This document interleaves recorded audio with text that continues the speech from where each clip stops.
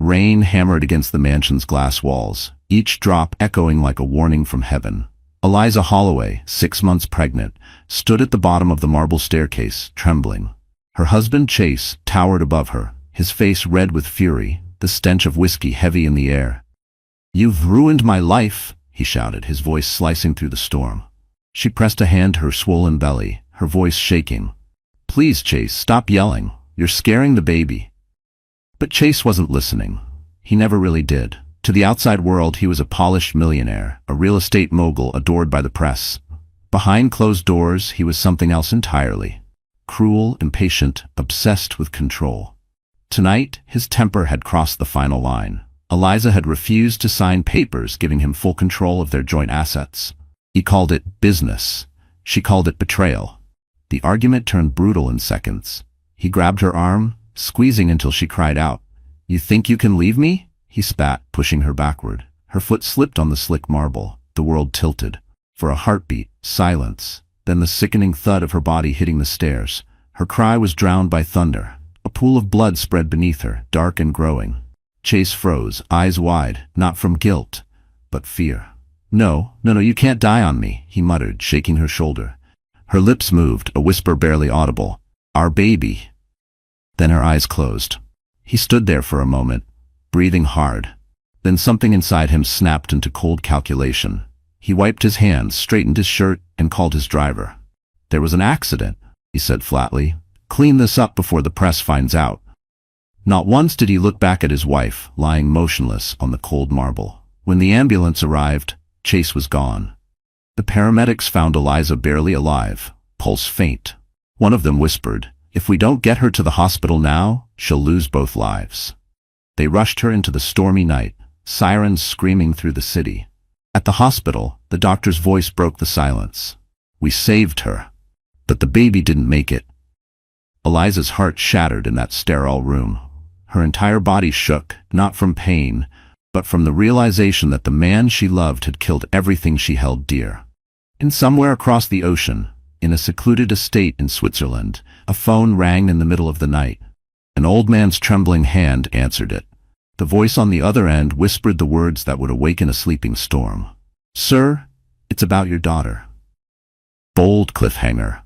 That was the night the world learned what happens when a monster hurts the wrong woman's child. The hospital smelled of antiseptic and sorrow. Machines beeped in slow rhythm beside Eliza's bed, each sound reminding her she was alive when her baby was not. The morning sun spilled through the blinds, painting her pale face in fragile light. Her hands, once trembling with hope, now lay motionless. When she tried to speak, only a broken whisper escaped. "My baby, is he gone?" The nurse avoided her gaze. "I'm sorry, Mrs. Holloway. We did everything we could." That name, Holloway, cut deeper than any wound. She wished she could rip it off her soul. Every breath felt like glass in her lungs. The doctor's words replayed in her head. "You survived, but the trauma was severe." She had bruises from her shoulders to her ribs, a fracture on her arm, and a heartbreak that medicine couldn't touch. Chase didn't visit, not once. But his PR team did. 2 men in expensive suits arrived that afternoon carrying a legal envelope. "Mr. Holloway sends his regards," one of them said, his tone clinical. "He wants to make sure the media doesn't misunderstand last night's incident. He's prepared a statement for you to sign." Eliza stared at the papers. It said she had fallen accidentally and that her husband immediately called for help. Her hand shook. "He hit me," she said softly. The man's polite smile froze. "Mrs. Holloway, let's not make this emotional. You sign this. You'll receive full medical coverage and a private settlement. If you refuse..." His voice trailed off, sharp as a knife. The nurse, an older woman named Clara, stepped forward. "She's in no condition to talk about this now." The men exchanged a look and left. Clara lingered, her eyes soft with pity. "You should rest, dear." But Eliza couldn't rest. That night, she heard whispers in the hallway. Reporters trying to get inside, hospital staff gossiping about the millionaire's scandal. Even sedatives couldn't numb her thoughts. When she finally fell asleep, nightmares clawed through her mind. Her baby's tiny hand slipping away, Chase's voice echoing like thunder. 3 days later, the hospital discharged her under family request. 2 guards escorted her out of the back entrance to avoid cameras. A luxury car waited, Not Chase's, but his lawyer's. He didn't come himself. Instead, he sent a note. You'll stay at the lake house until things calm down. Don't contact anyone. The lake house was beautiful and prison-like. No phone, no internet, no visitors. The windows overlooked still, empty water. Every night, Eliza woke to the sound of her own screams. Grief twisted inside her until she barely recognized her reflection. But one person hadn't forgotten her. On the 5th night, a knock came at the door. Clara, the nurse, stepped inside, eyes full of urgency. I can't stay long, she whispered, slipping an envelope into Eliza's trembling hands. He needed to know. Eliza frowned. Who? Your father, Clara said. Richard Monroe. The name hit her like a lightning bolt. The man she hadn't spoken to in 10 years. The man she blamed for her mother's death. No, she whispered. He can't know. He mustn't. But Clara pressed her hand gently. He already does, sweetheart. He's coming. Bold cliffhanger. And when Richard Monroe came for his daughter, he didn't come with flowers. He came with a war. Snow fell silently over Geneva as a black limousine wound its way up a mountain road toward a secluded estate. Inside sat Richard Monroe, silver-haired, expression carved from stone. The message from Nurse Clara still burned in his mind. Your daughter is alive, but she's lost the baby. The words had gutted him more deeply than any business failure ever could. He hadn't seen Eliza in over 10 years. 10 years of distance, guilt, and silence. In the world's eyes, Richard Monroe was a ghost. The reclusive billionaire who once built empires across Europe and America, then vanished after his wife's death. But behind that quiet disappearance was a man crushed by regret. He had chased power while his family fell apart. When his wife Laura took their daughter and disappeared, he told himself it was for the best. But hearing that Eliza had been beaten nearly to death shattered whatever peace he had left.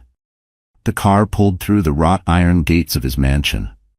His assistant, a calm woman named Evelyn, waited by the door. Sir, the investigation team has gathered everything you asked for, she said softly. Background on Chase Holloway. His company, assets, offshore accounts, everything. Richard nodded slowly. Good. And the girl? She's at the Holloway Lake House. He's keeping her isolated. No phone, no press contact. For the first time in years, his composure cracked. He's imprisoning her, he murmured, anger flickering beneath his calm. He turned toward the fireplace, staring into the flames. When I was her age, I thought power could protect the people I loved. I was wrong. This time, power will destroy the man who hurt her. Across the ocean, at that very moment, Chase Holloway sat in his penthouse giving a TV interview. He played the grieving husband, spinning lies about a tragic accident. The audience ate it up. My wife has been through so much, he said solemnly, pretending to wipe away a tear. All I want is her recovery. Cameras flashed, headlines blazed with sympathy. But the next morning, his assistant handed him a folder. Sir, a new investor just bought 11% of Holloway Developments. Chase smirked. Good, we need strong partners. The assistant hesitated. It's Monroe Holdings, sir. The name froze Chase mid-laugh. He leaned forward. Monroe as in Richard Monroe? Yes, sir. The billionaire. He's expanding his portfolio. Chase's eyes darkened. Find out everything about him. Meanwhile, back at the lake house, Eliza sat by the window watching snow fall into the still water. For days she'd refused food, refused to speak. Her body was healing, but her soul felt hollow. Then a small knock broke the silence. She opened the door and gasped. Evelyn stood there, calm but firm. Miss Monroe, she said softly, using the name Eliza hadn't heard in a decade. Your father sent me. He wants you home. Tears filled Eliza's eyes. I don't have a home, she whispered.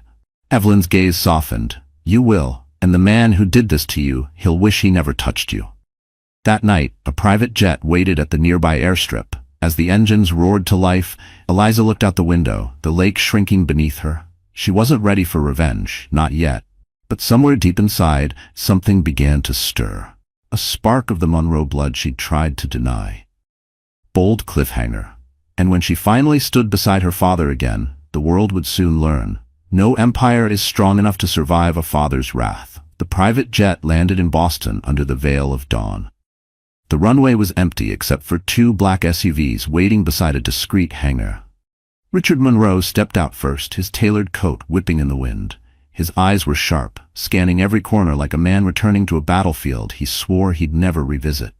Behind him, Eliza followed slowly, frail, pale, a shadow of the girl he once knew. For a moment they stood there, neither able to speak.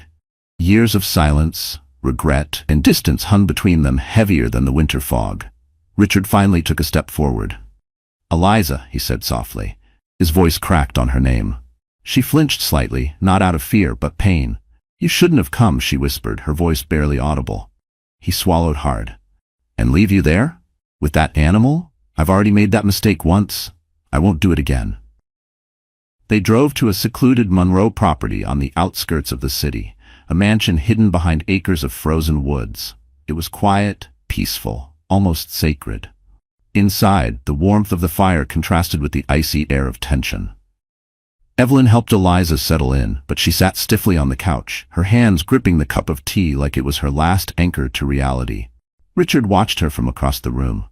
"You're safe now?" he said gently. She shook her head. "Safe? He'll find me. He always finds me. You don't understand, Dad. Chase doesn't forgive. He destroys." Richard's jaw tightened. Then he's about to learn what destruction really looks like. Her eyes filled with tears. "You think revenge will fix this? I lost my baby." The words tore out of her like glass. "I can't eat. I can't sleep. I can't breathe without hearing his voice." He walked to her slowly, sitting beside her. "I know I wasn't there when you needed me. I failed your mother, and I failed you. But this—" he reached for her trembling hands, "this is my chance to make it right." Eliza looked at him through tears. "You don't even know who he is." "Oh, I know," Richard said quietly. "I've read every file, every transaction, every lie. I know he's laundering money through shell companies. I know he bribed officials. And I know he made you sign those fake accident papers." Her lips parted in shock. "How? How did you get all that?" He smiled faintly. "The world thinks I disappeared. They forget.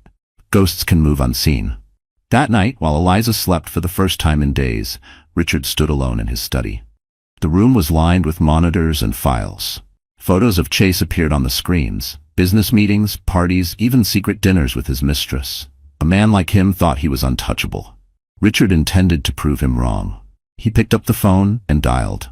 "Evelyn," he said, his tone steel. "Activate Project Aegis. I want full surveillance on Holloway developments and discreetly acquire all his outstanding debts. By the time he wakes up, I want his empire under my thumb." Evelyn's calm voice replied, "Understood, sir." As he hung up, Richard glanced toward the window where the snow was falling harder now, burying everything in white. "You wanted war, Chase," he murmured. "You just declared it." Bold cliffhanger. By sunrise, the man who destroyed Eliza's life would realize he just sold his soul to her father. Chase Holloway woke up in his penthouse to the sound of city sirens and the flash of cameras outside. For days, gossip columns had been buzzing about the accident involving his wife. His PR team had spun the story perfectly. He was the heartbroken husband, the victim of tragedy. Public sympathy flooded in. Stock prices soared. To the world, he was still the golden boy of Boston's elite. He poured himself a glass of whiskey, scrolling through the morning headlines. "Tragic fall leaves millionaire's wife in recovery." Another article read, "Business titan stands by his beloved wife." He smirked. "Beloved," he muttered, "if only they knew." The doorbell rang. His assistant, Nolan, hurried in with a tablet. "Sir, something strange came up this morning. A private fund just purchased 30% of your company's outstanding shares under the name Aegis Capital." Chase frowned. "Never heard of them. Who's behind it?" "Can't tell. They're using offshore accounts. Cayman, Luxembourg, Singapore. All clean, but efficient." Chase leaned back in his chair. "Find out who they are. No one moves in on me without paying." But even as he spoke, his phone buzzed. A message from an unknown number appeared. "Nice empire. Shame how fragile it is." Attached was a photo, his mistress, Vanessa, leaving his penthouse at midnight, followed by another image of a suitcase filled with cash. Chase's blood ran cold. Someone was watching him. He looked up sharply. "Who leaked this?" Nolan hesitated. "We don't know, sir. But if this gets out—" Chase slammed his fist on the desk. "It won't. Handle it." Meanwhile, across town, Richard Monroe sat in his study, watching the same images appear on his monitor. His network of investigators worked with surgical precision. Every scandal, every secret, exposed piece by piece. "Let him sweat," Richard murmured. "Fear will make him careless." At that same moment, Eliza sat by the fireplace in her father's mansion, wrapped in a blanket. Evelyn joined her quietly. "You should eat something," she said gently. Eliza stared into the flames. "He's probably on television right now, pretending to mourn me." Evelyn hesitated, then handed her a tablet. "You should see this." On the screen played a clip from a live news broadcast. Chase, standing before cameras, somber and composed. "My wife is recovering in a private facility. I love her dearly, and I ask for privacy in this difficult time." Eliza's lip trembled. "He killed my baby." Evelyn placed a steady hand on her shoulder. "Then let the world see who he really is. You don't need to scream to destroy a man like him. You just need the truth." That night, while Chase entertained investors at a luxury bar, one of his contacts pulled him aside. "You're in trouble, Holloway," the man whispered. "Someone's buying out your debts. Someone powerful. The name Monroe keeps coming up." Chase froze.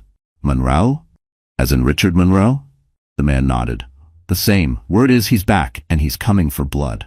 Chase laughed nervously, though his pulse spiked. "That old fossil? He's been dead to business for a decade." The man shrugged. "Maybe, but if I were you, I'd start praying." Chase turned toward the city skyline, his reflection warped in the glass. For the first time in years, fear crept into his bones. Somewhere out there, an unseen enemy was tightening a noose, and he didn't even know why. Bold cliffhanger. He didn't know it yet, but every empire he built was already collapsing, one silent signature at a time. Eliza awoke in the middle of the night, drenched in sweat. The mansion was silent, except for the faint crackle of the fire downstairs. Every time she closed her eyes, she saw the same nightmare. Her baby's tiny hand slipping away, Chase's furious face above her, and the sound of her own scream echoing down the marble stairs. She pressed a shaking hand to her stomach, whispering through tears, "I'm sorry. I couldn't save you." For days she refused to speak, refused to eat. Her body was healing, but her mind was trapped inside that night. The staff moved quietly around her, afraid to disturb her silence.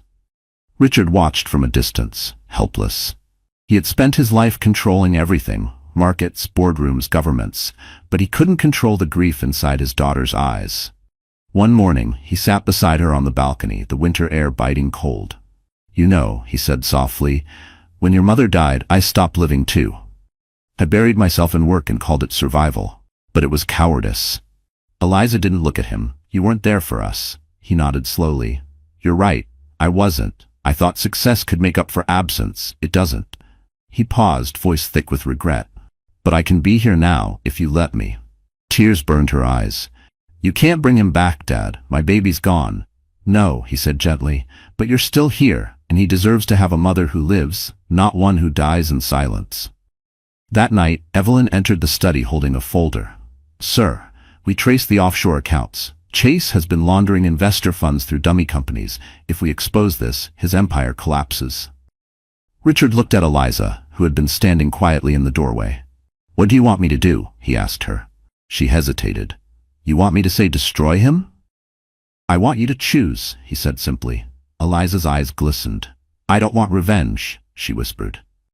"I just want him to face the truth, to feel what he made me feel." Richard's expression softened. "Then we'll give him that, and more." The next day, news outlets began receiving anonymous tips, financial documents, wire transfers, and photos of Chase with his mistress, Vanessa, in private villas and hotel rooms. The headlines shifted overnight from sympathy to suspicion. Billionaire's charity funds under audit. Sources question Holloway marriage scandal. In his office, Chase exploded. "Who's feeding them this garbage?" he shouted, slamming his phone. His assistant stammered, "Sir, I think it's coming from someone inside our investor group." "Find them," Chase growled, "and make them disappear." Meanwhile, in the Monroe mansion, Eliza walked through the grand hallway dressed in soft gray. Her steps were slow but steady. She stopped in front of a nursery that had been empty for years, her mother's old room for her. Inside were dusty toys, faded wallpaper, and an unfinished music box. She wound it gently. A soft lullaby filled the air. Richard appeared behind her. "That was yours," he said quietly. "You used to fall asleep to it." Eliza looked at him with tears in her eyes but managed a small smile. "Then I'll keep it. For him." For the first time she didn't cry when she said her baby's name. Something in her had shifted, not healed, but hardened. She wasn't the same fragile woman who had fallen down those stairs. She was something new, Bold cliffhanger. And as the storm gathered outside, Eliza whispered to herself, "If he made me break, I'll show him what breaking really means." Morning light filtered through the Monroe estate, touching the edges of power and pain that filled the house. Eliza sat in the library, surrounded by piles of documents. Evelyn had brought them, financial reports, emails, letters, each one another brick in the wall closing around Chase Holloway. "These," Evelyn said, sliding a flash drive across the table, "were taken from his private server. He's been funneling investor money into illegal property deals overseas. If this goes public, he's finished." Eliza turned the flash drive in her hand, her reflection glinting on its metallic surface. "How did you get these?" Evelyn gave a small, mysterious smile. "Let's just say, there are people who still owe your father favors." Richard entered the room, his presence commanding but calm. "We move carefully. Chase still has influence. The wrong leak could turn the press against us." Eliza looked up at him. "He doesn't deserve careful, Dad." Her voice carried a quiet fire. "He deserves to lose everything he ever used to hurt people." Richard studied her, then nodded. "You're starting to sound like me." She met his gaze. "No, I'm starting to sound like someone who's done being afraid." That night, Evelyn arranged a private meeting between Richard and a financial journalist named Marcus Kane, a man known for exposing corporate corruption. They met at a dimly lit restaurant in downtown Boston, one where deals and betrayals were often traded over fine wine. Richard arrived first, discreet and composed. "Mr. Monroe," Marcus greeted, sliding into the booth. "You've been a ghost for years. Why break silence now?" Richard's eyes hardened. "Because a man who calls himself a leader beat my daughter until she lost her child. And I intend to make him answer for it." Marcus raised an eyebrow. "You're asking me to start a war?" Richard leaned forward. "No, I'm giving you the truth. What you do with it, that's up to you." He placed a sealed envelope on the table. Inside were the documents, proof of Chase's embezzlement, photos with government officials, even wire transfers signed in his name. Marcus hesitated. "This could destroy him." "That's the point," Richard replied, "but publish only after I tell you. There's one more piece missing." The next morning, Eliza walked into the study holding her phone. "You said you had everything," she said to Evelyn. "But there's something you don't know." She opened a video file. It was grainy, but the sound was unmistakable. Chase's voice, shouting, the thud of impact, and her own scream. The timestamp showed the night she lost her baby. Evelyn gasped softly. "Where did you?" "It was on our home security system," Eliza whispered. "He thought he deleted it, but the backup uploaded to the cloud automatically." Richard froze. For a long moment, no one spoke. Then he said, "Eliza, this is the evidence we needed. This will end him completely." She stared at the screen, trembling but resolute. "No, Dad, it's not just evidence, it's my voice, my pain, and I'll be the one to show the world." Richard's expression softened, pride and sorrow blending in his eyes. "Then we'll do it your way." That evening, under the silver light of the moon, Eliza stood by the window, watching the snow fall again.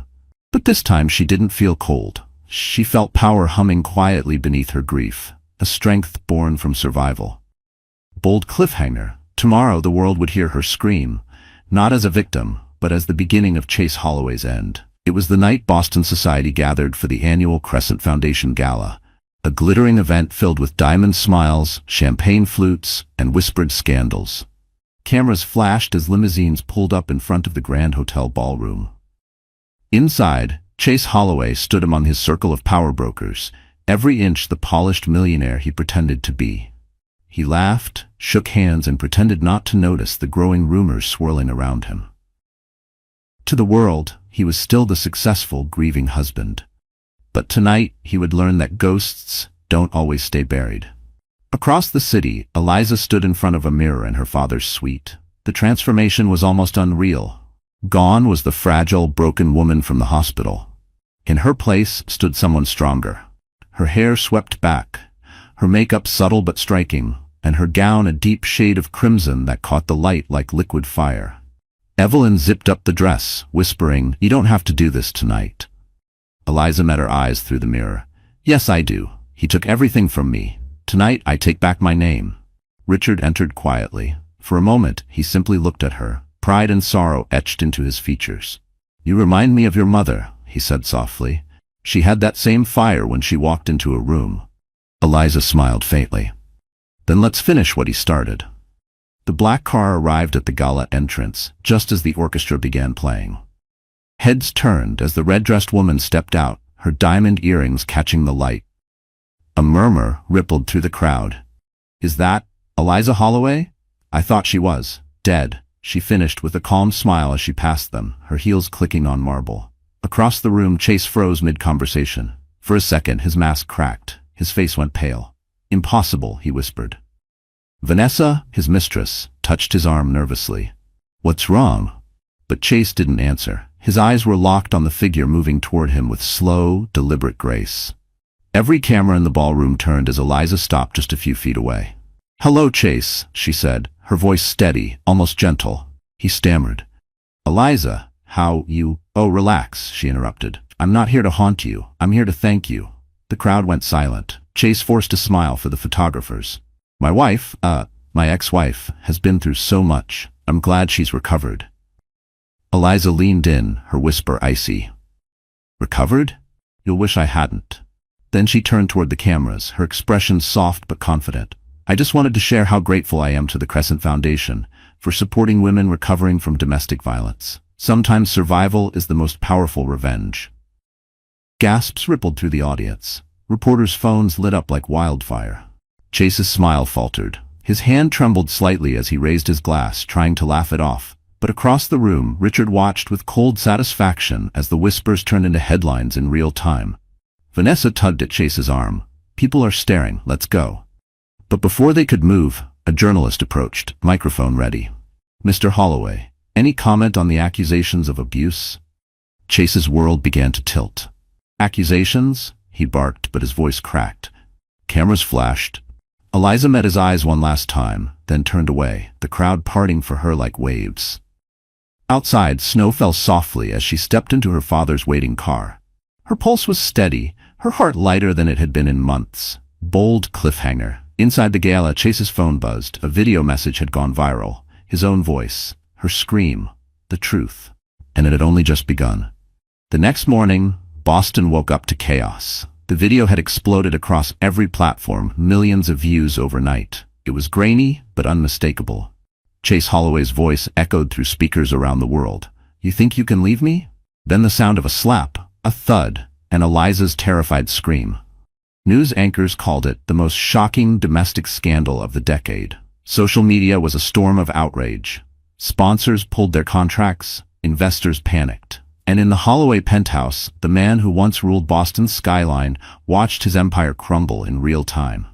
Chase hurled his phone across the room. It shattered against the wall.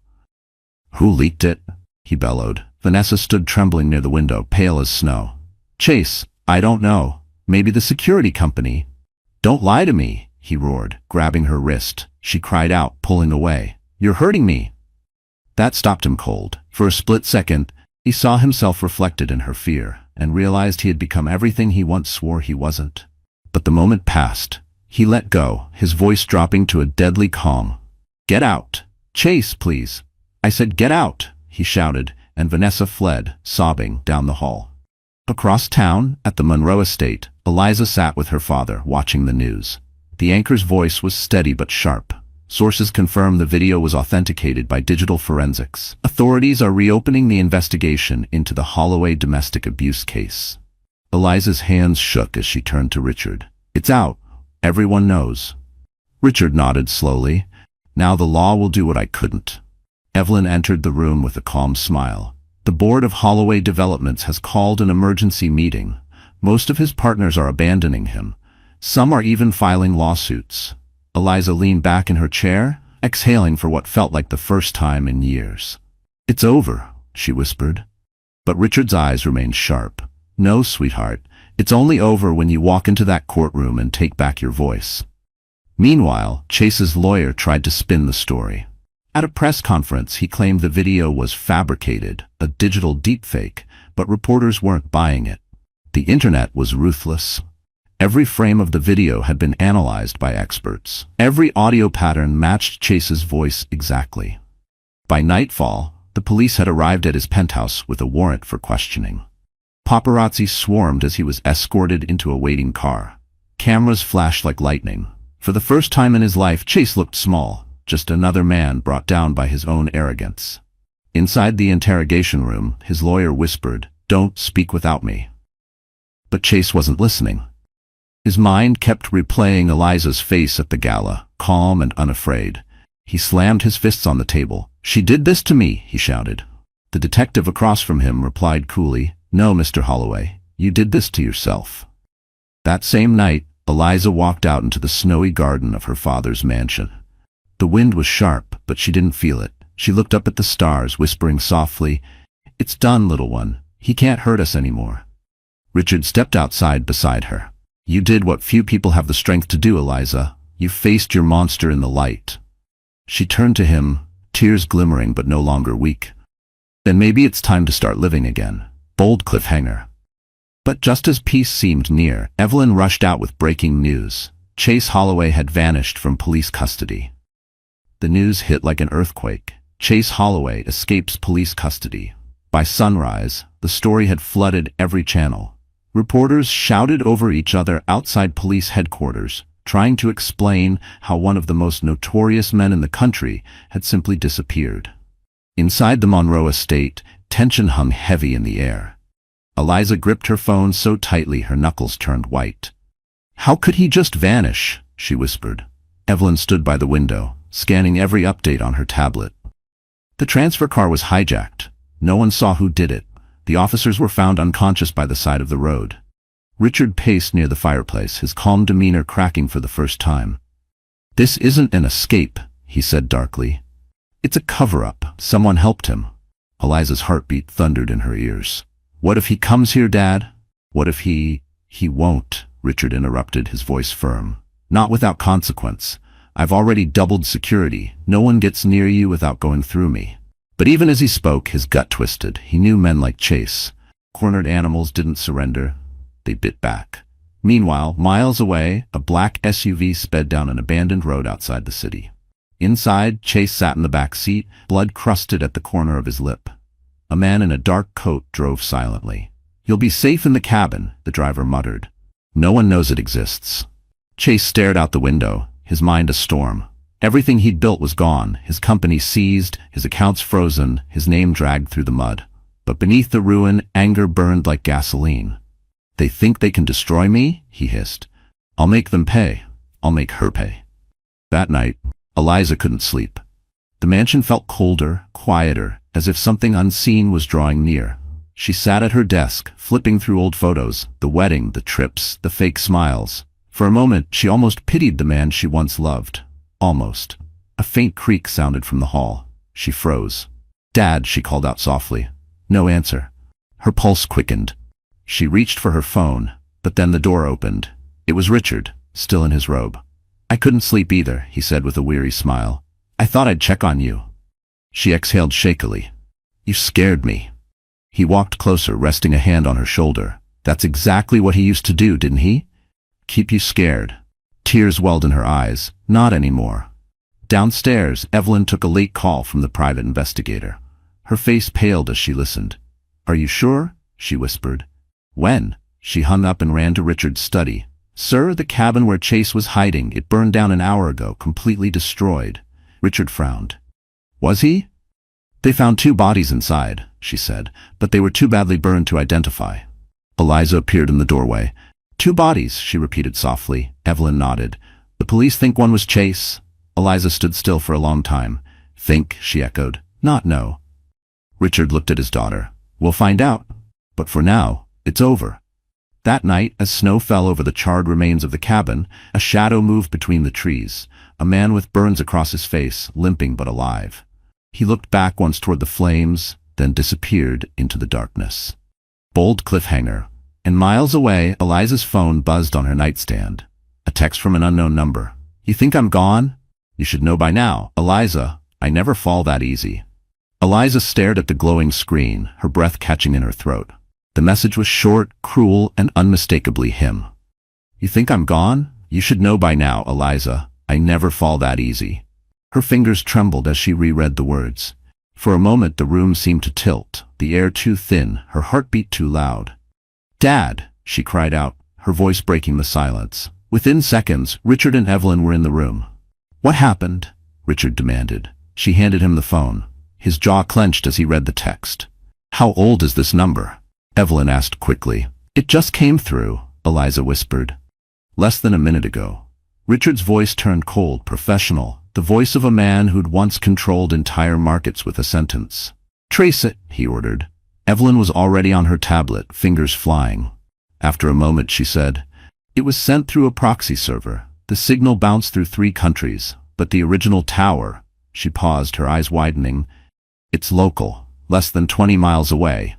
Eliza's knees weakened. "He's here," she whispered. Richard placed a hand on her shoulder, steady but firm. "He wants you afraid. That's his only weapon left." But fear wasn't the only thing spreading. Within hours, the media picked up rumors that Chase had survived the fire. Some called it a hoax, others called it a cover-up. Headlines screamed, "Dead or alive, the millionaire monster mystery." Online forums exploded with conspiracy theories. People debated whether the burned body had been a decoy. Richard, meanwhile, moved into crisis mode. The Monroe estate became a fortress. Private security patrolling the grounds, cameras installed at every corner, vehicles checked before they left the property. But for Eliza, no amount of locks or guards could make her feel safe. That night, she sat in her old childhood room, staring at the nursery mobile her father had restored. It spun gently in the candlelight, the melodies soft and haunting. She whispered to the empty air, "Why can't you just stay dead?" Downstairs, Richard met with an old contact, a man named Victor Hall, a former intelligence officer turned private security expert. "Find him," Richard said, voice like steel. "I don't care what it takes." Victor nodded. "If he's alive, we'll get him." For 2 days, there was silence. Then on the 3rd morning, Victor called. "We found the car he used after the escape, abandoned in a warehouse near the docks. And sir, there's something else." "What?" Richard asked. Victor hesitated. "There was a camera inside, hidden. It was watching the street outside your estate. It's been transmitting for days." Richard's stomach dropped. "He's been watching us." He turned to Evelyn. "Shut down every line of communication. No calls, no emails, nothing unencrypted. If he's watching, we cut him off completely." Meanwhile, Eliza tried to hold herself together. She spent hours writing in her journal, trying to make sense of her pain. But that evening, when she went to her window, she saw something that froze her blood. A single white rose lying on the garden path below. Chase's signature gesture. The same flower he used to bring after every fight. Her breath hitched. "Dad!" she shouted again. By the time Richard reached her side, the rose was already gone, carried away by the wind. Richard's eyes darkened. "He's playing with us, but he's forgetting one thing."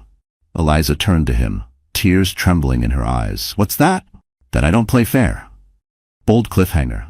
And as lightning cracked across the sky, Richard picked up the phone, calling someone from a past life, a man known only by one name, the cleaner. The next morning broke gray and tense over the Monroe estate. A storm was brewing over Boston Bay, clouds swirling like ash across the horizon. Inside the mansion, the atmosphere was no less charged. Richard stood by the window, phone pressed to his ear. "I need you here today," he said quietly.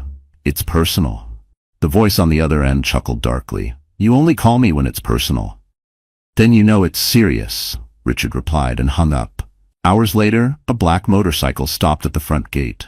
The man who stepped off it was tall, lean, and carried the stillness of someone who had seen too much. His name was Kellen Pierce, though few used it. In certain circles, he was known only as the cleaner. A man who could erase problems without leaving a trace. Evelyn opened the door for him. "Mr. Monroe is expecting you," she said. Kellen nodded, removing his gloves as he entered. When he stepped into the study, Richard was waiting by the fire. "It's been a long time," Kellen said with a faint smirk. "Too long," Richard replied. "You still charge double?" "For you, triple," Kellen said, half joking. Richard poured him a glass of whiskey. "I need eyes on Chase Holloway. He's alive, dangerous, and he's coming for my daughter." Kellen's expression turned serious. "You're sure he's alive?" Richard handed him a photo, the text Eliza had received, the timestamp, the trace report. "He's not just alive, he's nearby." Kellen studied the photo for a moment, then nodded. "All right, give me 48 hours. As he left, Eliza was coming down the stairs. Their eyes met briefly. Who is he? She asked. Richard hesitated. Someone who specializes in cleaning up messes no one else can handle. Eliza frowned. What kind of mess, Dad? He looked at her gravely. The kind that bleeds. That night, rain poured over the city. Kellen moved like a shadow through the docks, checking the warehouse where Chase's abandoned car had been found. Inside, everything smelled of smoke and salt. He crouched near the floor, running his fingers over a patch of soot. Then he saw it, a footprint, fresh, leading toward a broken side door. Outside, a boat engine hummed softly in the darkness. Kellen raised his binoculars. A figure stood on the deck of a small yacht, face partially hidden under a hood. Even from a distance, Kellen recognized him. Chase Holloway. He lifted his phone and dialed Richard. You were right. He's alive. Dock 12, Pier South. Don't engage, Richard ordered. Just confirm and report back. But before Kellen could reply, headlights flared behind him.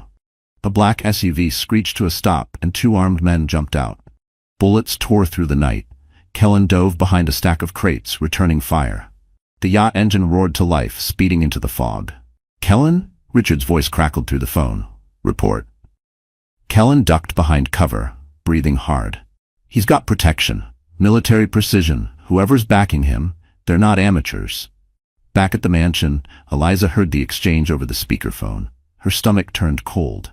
He's not just hiding, she said softly. He's planning something. Richard's face darkened. Then we'll be ready. Kellen's voice came through again. You'd better move fast. If Holloway's not running, it means he's hunting. As the line went dead, thunder rolled across the city. Eliza stood frozen, staring into the storm outside the window. Bold cliffhanger. And somewhere beyond the waves, on a boat cutting through the fog, Chase Holloway whispered into a satellite phone. She took my empire. Now I'll take her father. The storm had passed, but tension clung to the air like humidity before lightning. Richard Monroe hadn't slept in 2 days. Every security camera, every motion sensor in the estate flickered across the monitors in his study. He could feel it. Chase Holloway was close. Too close. Evelyn entered quietly with coffee. Kellen's last report came in. He tracked one of Holloway's men buying weapons on the black market. They're building something. Richard's eyes narrowed. Building what? A plan, Evelyn said simply. Upstairs, Eliza tried to keep herself busy. She painted in the sunroom, a habit her mother had taught her when she was a child. But no matter how bright the colors, her brush always ended up painting shadows. When she looked down at her hands, she realized they were trembling. The piece she'd tried to rebuild was unraveling. Her phone buzzed. Unknown number again. Her heart skipped a beat. She opened it slowly, expecting another threat. But it wasn't a message, it was a video. She pressed play. The image was blurry at first, then sharpened. A camera pointed at her father's car outside the estate gate. A man's voice, Chase's voice, spoke from behind the lens. Tick-tock, Eliza. Every empire falls eventually. You can't hide behind your daddy forever. The video ended with a single frame, a white rose taped to the car's windshield. Her body went cold. Dad, she screamed, running down the hall. Richard appeared instantly, Kellen right behind him. She handed him the phone, her voice shaking. He's watching us again. Kellen examined the footage. It's new, less than an hour old. Richard's jaw tightened. He's escalating. He wants us scared before he moves. But Kellen wasn't convinced. No, this isn't intimidation, it's strategy. He's testing your security. Evelyn, who had been silent until now, spoke up. We can't keep waiting for him to strike. We hit first. Richard looked at her. What are you suggesting? Bait, she said simply. Use what he wants most, Eliza. Make him come to us. Eliza's eyes widened. You want to use me as bait? It's dangerous, Richard warned. I don't care, Eliza said, her voice steady. I'm done hiding. I survived him once, I'll survive him again. Richard saw the fire in her eyes and reluctantly nodded. If we do this, we do it my way. Controlled. Safe. That night, the plan was set. A decoy event. A charity fundraiser in the city under Eliza's name. Invitations went out publicly, a clear lure for anyone watching. Security teams filled the building discreetly. Kellen positioned himself on the rooftop across the street, earpiece in place. As guests arrived, cameras flashed. Eliza stood poised in a navy gown, smiling for the crowd, though her heart pounded beneath the fabric. Richard watched from the control room, eyes fixed on every monitor. Then, in the middle of the event, one camera feed flickered, just for a second. Then another. then 3. "Kellen?" Richard barked through the radio. "I see it," Kellen replied. "He's here." On the mezzanine above, a man in a waiter's uniform slipped through the shadows, moving toward Eliza. He stopped 5 feet away, a tray trembling slightly in his hand. Their eyes met, and for the briefest moment she thought she recognized him. Then he smiled. A cruel, familiar smile. "Eliza," he whispered, setting down the tray. "Did you miss me?" The guards moved instantly, but Chase was faster. He shoved the tray into one of them, drawing a knife from his sleeve. Panic erupted. Guests screamed. Kellen sprinted from the rooftop, shouting into his comm, "He's got her! Move now!" Bold cliffhanger. And as chaos engulfed the ballroom, Chase's voice cut through the screams. "You took my child, Eliza. Now I'll take everything you love." The ballroom had erupted into chaos. Screams echoed off marble walls as guests scrambled for cover. Wine glasses shattered, chandeliers swung violently above, and Chase Holloway stood in the center of it all, knife gleaming in his hand, eyes wild with rage. Eliza backed away slowly, her breath ragged, heart hammering in her chest. The sound of her own pulse drowned out everything. "You shouldn't be alive," she whispered. Chase grinned, blood already dripping from a shallow cut on his cheek. "Neither should you." Guards rushed him, but he moved like a predator. One slash, one strike, every motion precise. He grabbed Eliza's arm and pulled her close, the blade grazing her skin. "You took my empire," he hissed. "Now I'll make you watch me burn yours." From the upper balcony, Kellen drew his pistol. "Let her go, Holloway," Chase sneered. "You shoot me, and the whole world sees her blood on your hands." Eliza struggled, kicking free for a moment, knocking the knife from his grip. It clattered across the floor. Kellen fired. One clean shot that shattered the champagne tower behind Chase.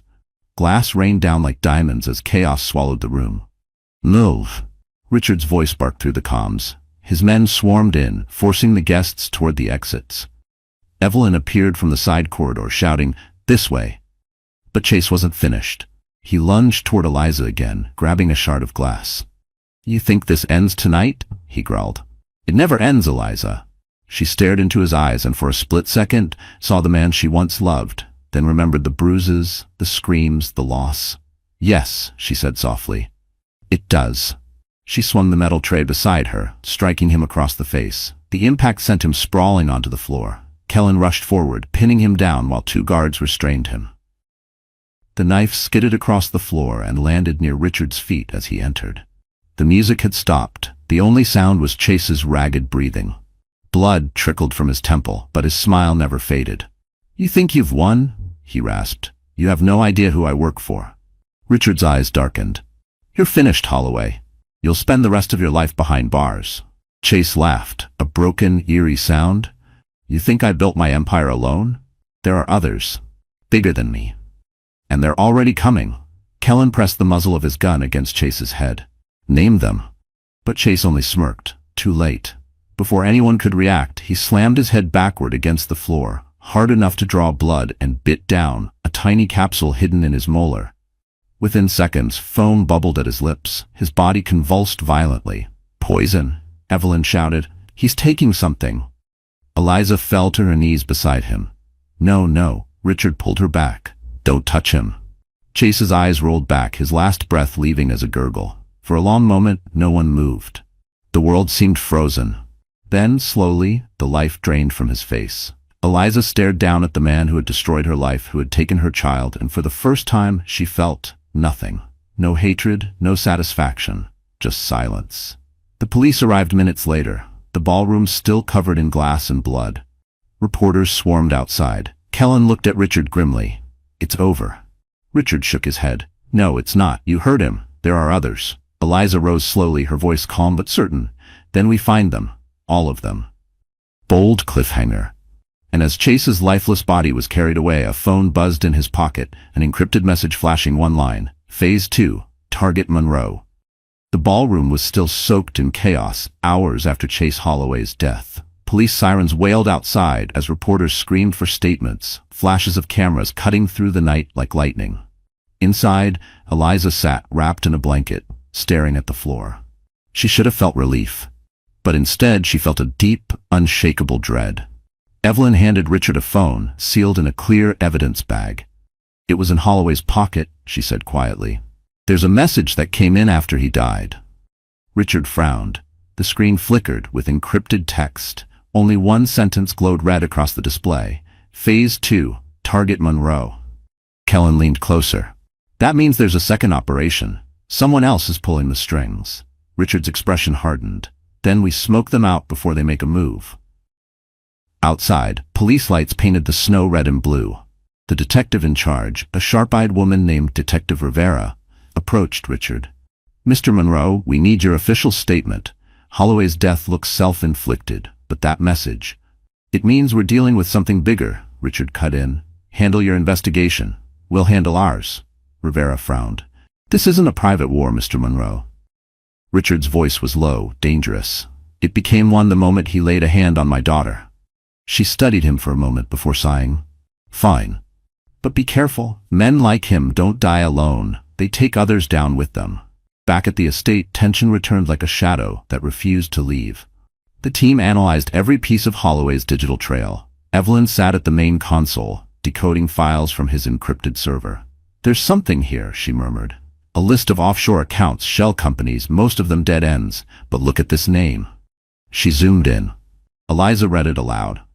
Vanguard Solutions? Kellen's head snapped up. That's not a company. It's a private security network. Ex-military, high clearance, dirty contracts. If they're involved, we've got a problem. Richard's jaw tightened. How deep? Kellen exhaled. Deep enough to disappear governments. For a moment, silence filled the room. Then Richard straightened. We bring the fight to them. Evelyn, track any movement connected to Vanguard. Kellen, get me names. Eliza, still sitting by the fire, spoke softly. Dad? Maybe we should stop. Chase is dead. Isn't that enough? Richard turned to her, his expression filled with something between love and fury. Enough? He tried to kill you, Eliza, and now someone else wants to finish what he started. She met his gaze, tears threatening to fall. But if you keep fighting them, you'll become what he was, a man who only knows how to destroy. For a moment, her words broke through the steel in his eyes. I'm doing this to protect you, he said quietly. I don't want revenge anymore, she whispered. I just want peace. Before Richard could answer, alarms blared through the mansion. Red lights flashed across the monitors. Evelyn's fingers flew across the keyboard. Motion sensors triggered. Eastgate perimeter. Kellen grabbed his gun. They've found us. Security feeds showed black SUVs approaching through the forest road. Armed men dressed in tactical gear poured out, moving with military precision. Richard turned to his daughter. Get her to the panic room, now. Kellen pulled Eliza by the arm. Go. She looked back, just as Richard opened a drawer and retrieved an old revolver. His voice was calm, steady. They want a war, he murmured. They just got one. Outside, thunder rumbled again as the first shots rang out, echoing through the cold night. Bold cliffhanger. And as the gunfire drew closer, one masked soldier lifted his visor, revealing a face Eliza knew all too well. Vanessa, she gasped, you? Snow fell in heavy flakes as the Monroe estate erupted in chaos. Gunfire cracked through the night, echoing off the stone walls. Floodlights swept across the property as security forces returned fire from the balconies. Inside, Eliza's pulse thundered in her ears as Kellen pulled her down a hallway toward the hidden panic room beneath the study. Keep your head down, he barked, gripping her hand tightly. Behind them, Evelyn's voice came through the earpiece, tense but focused. We've lost the north cameras. They've breached the perimeter.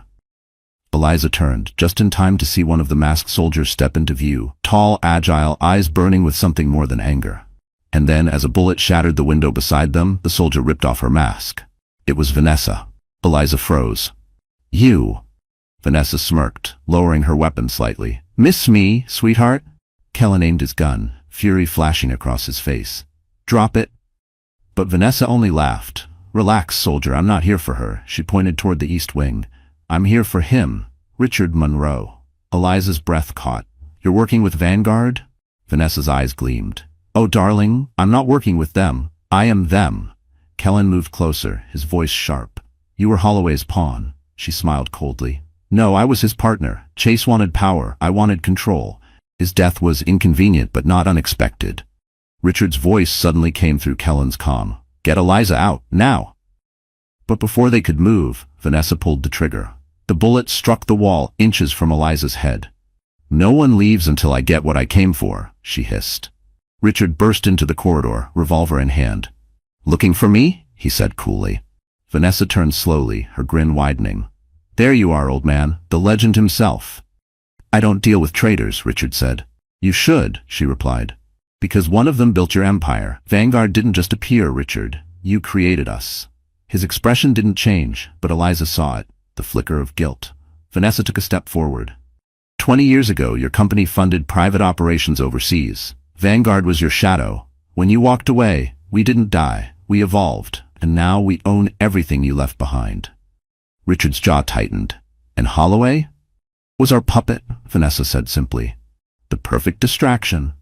While you were busy mourning your daughter's tragedy, we were moving in on your assets." Kellen fired first. The bullet grazed Vanessa's shoulder, sending her stumbling. Richard grabbed Eliza, pulling her toward the staircase. "Move!" But Vanessa's laughter echoed through the hall, chilling and triumphant. "Run all you want, Richard. You can't outrun your own sins." They reached the panic room door, Evelyn already inside, working on the control panel. 10 seconds to lock," she shouted. Richard shoved Eliza through. "Go." But before he could follow, Vanessa appeared again, blood seeping through her sleeve. She raised her gun, aiming squarely at him. "Goodbye, Monroe." Kellen dove between them, taking the shot. The bullet hit his shoulder, and he went down with a groan. Richard spun and fired back. Once, twice. Vanessa staggered, clutching her side, her weapon falling from her grasp.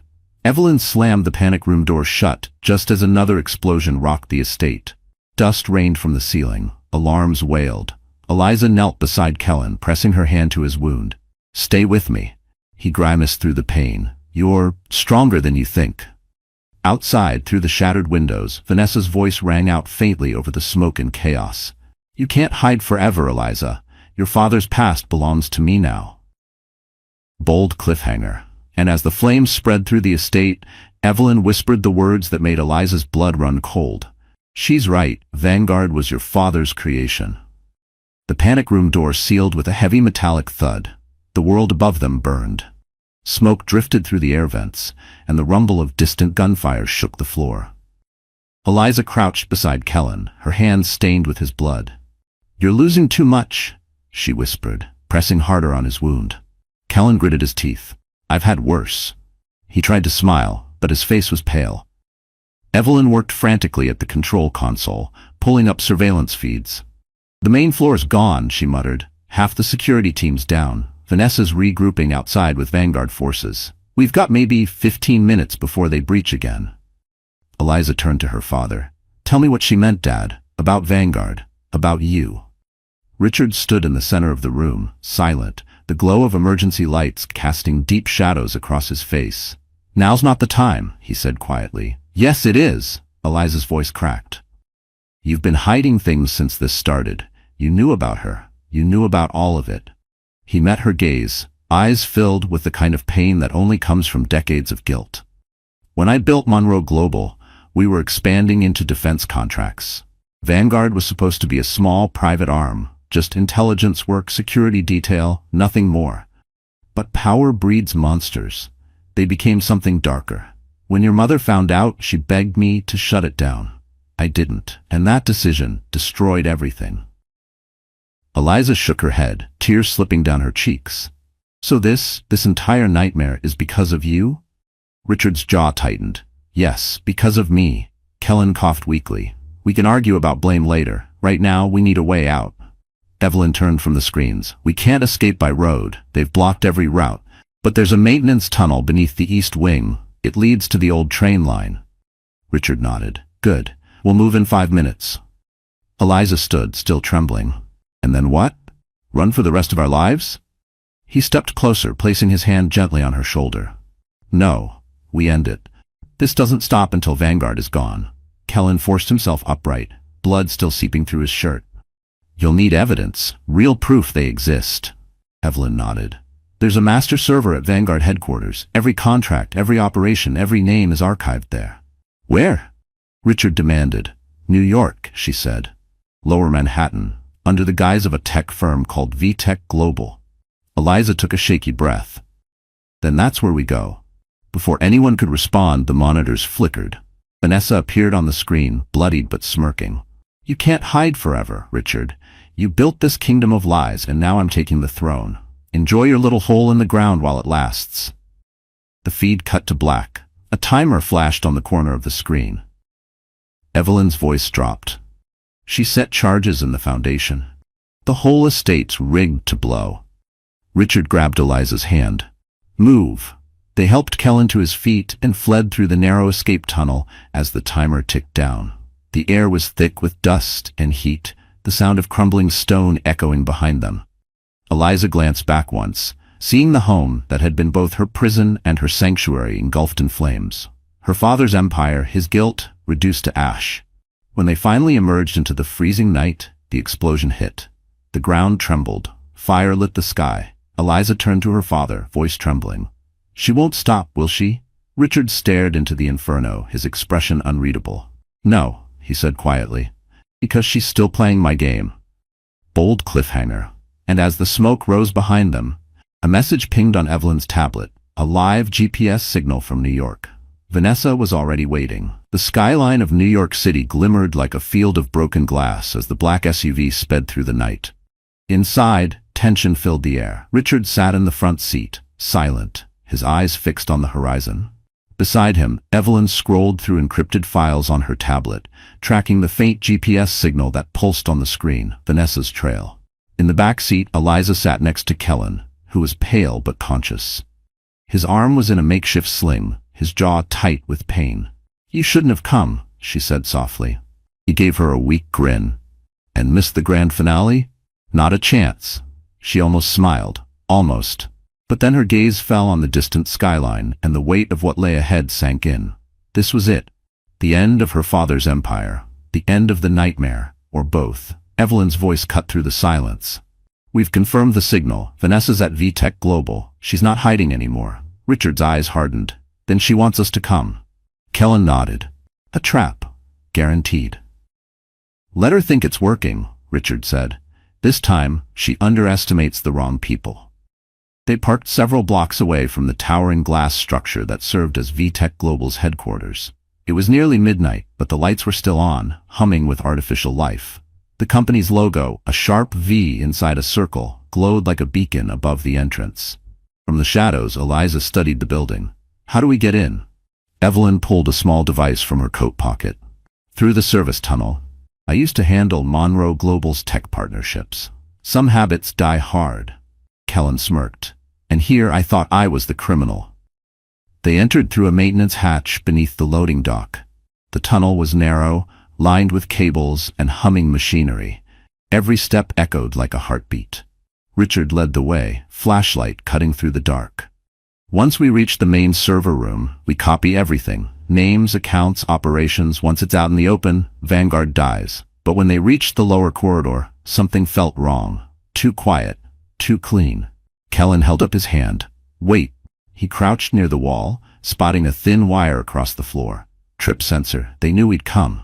Evelyn's face went pale. "They're watching." Before anyone could move, lights blazed overhead, speakers crackled. Then Vanessa's voice filled the air, smooth and venomous. "Welcome home, Richard. You brought the family. How touching."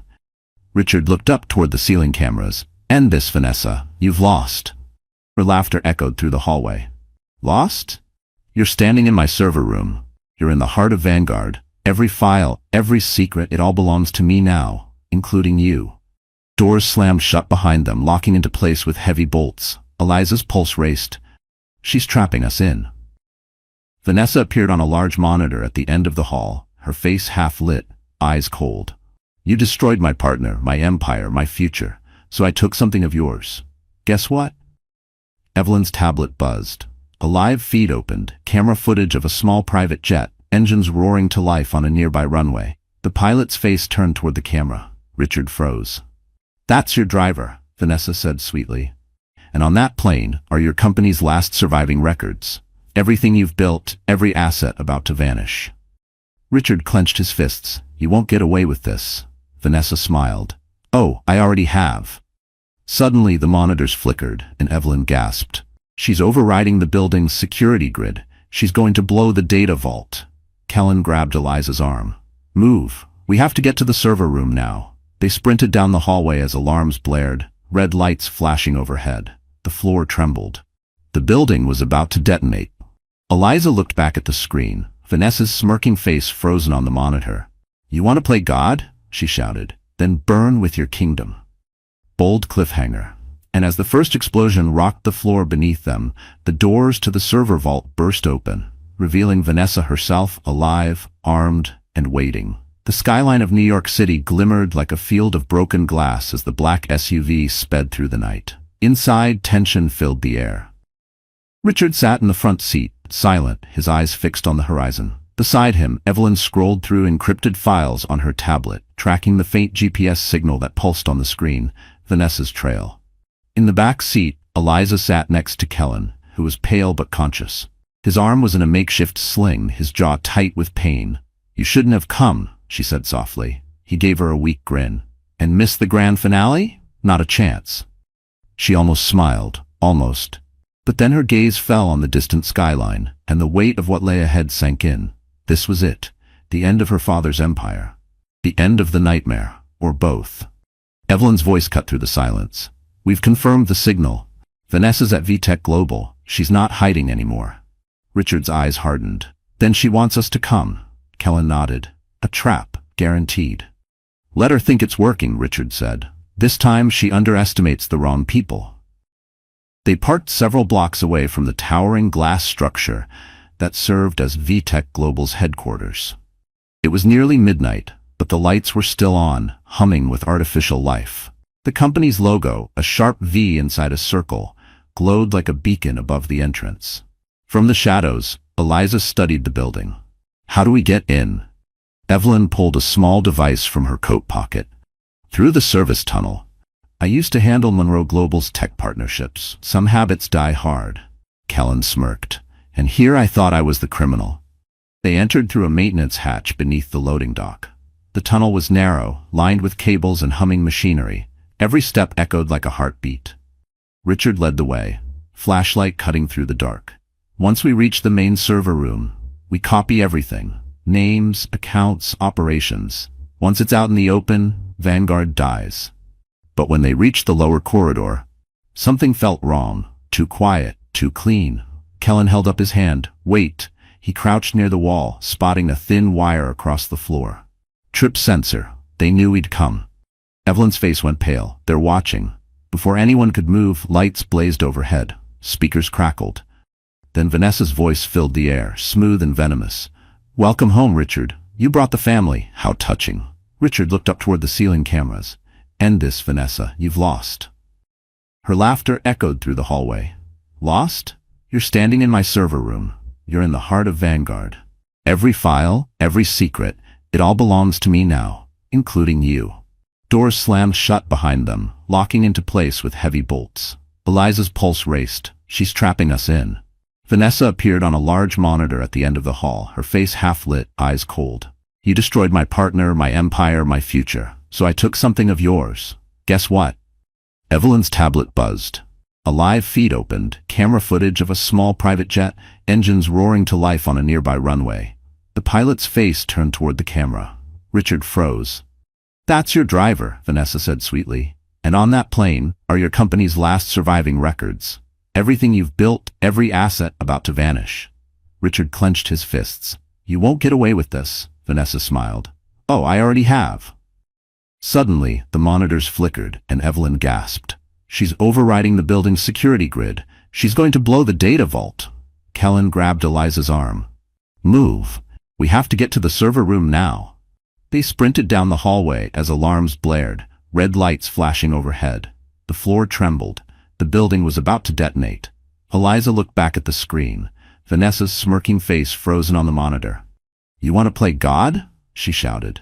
"Then burn with your kingdom." Bold cliffhanger. And as the first explosion rocked the floor beneath them, the doors to the server vault burst open, revealing Vanessa herself, alive, armed, and waiting. The server vault opened into a low, humming chamber lined with racks of glowing hardware. Red emergency lights painted long shadows across polished floor tiles. Vanessa stood at the center, rifle cradled, breath steady, eyes like twin coals. Behind her, The control panel flashed a countdown. 0:42 seconds. Eliza hit the floor, sliding low, Kellen dragging her toward the server stacks. "Find everything," he snapped. "Copy and burn it to every channel we can."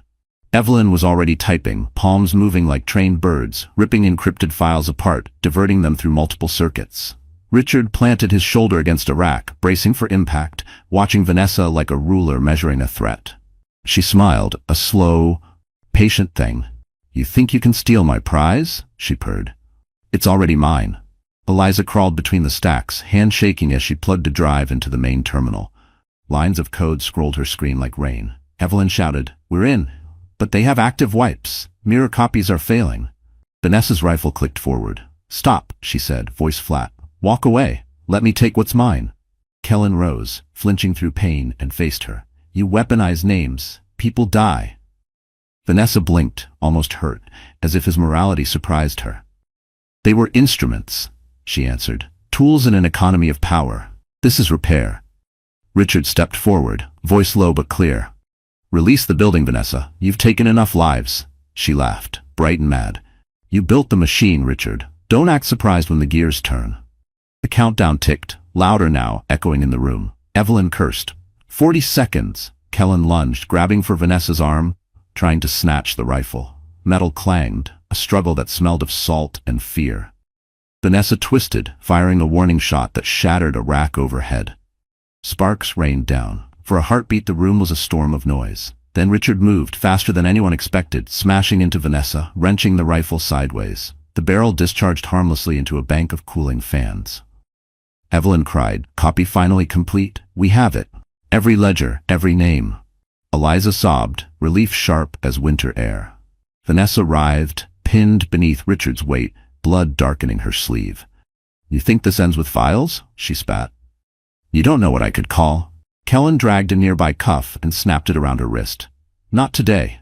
Sirens wailed near. Through the broken glass, the skyline glowed as dawn threatened. The servers hummed, their secrets now public, pushed out to feeds and inboxes across the world. Vanessa glowered, exhausted and furious. "You exposed me," she hissed. "Good. I wanted to be seen." Richard held her gaze without mercy. "You will be judged." Her laughter broke ragged. "Maybe, or maybe you will be." The police burst in, tactical teams sweeping the room. Detective Rivera pushed forward, eyes hard. "Hands up, everyone." Guards moved, guns trained. Evelyn handed a duplicate drive to Rivera. "Everything," she said. "All of it. Names, transactions, the server logs." Rivera took it, stunned. "This will topple them," she breathed. Vanessa spat bile, but her face had lost its defiance. Kellen staggered, pressing his wound, but managed a dry smile. "We did it," he muttered. Eliza sank to her knees, exhaustion flooding in. Richard knelt beside her, wrapping an arm around her shoulder. "You were brave," he said. She looked up, eyes raw, and whispered, "We survived." Radar in the distance signaled the approaching media swarm. The truth, now uncorked, would not be contained. And as Vanessa was led away, cuffed and defeated, her voice rose once more, echoing down the server aisle, "Watch."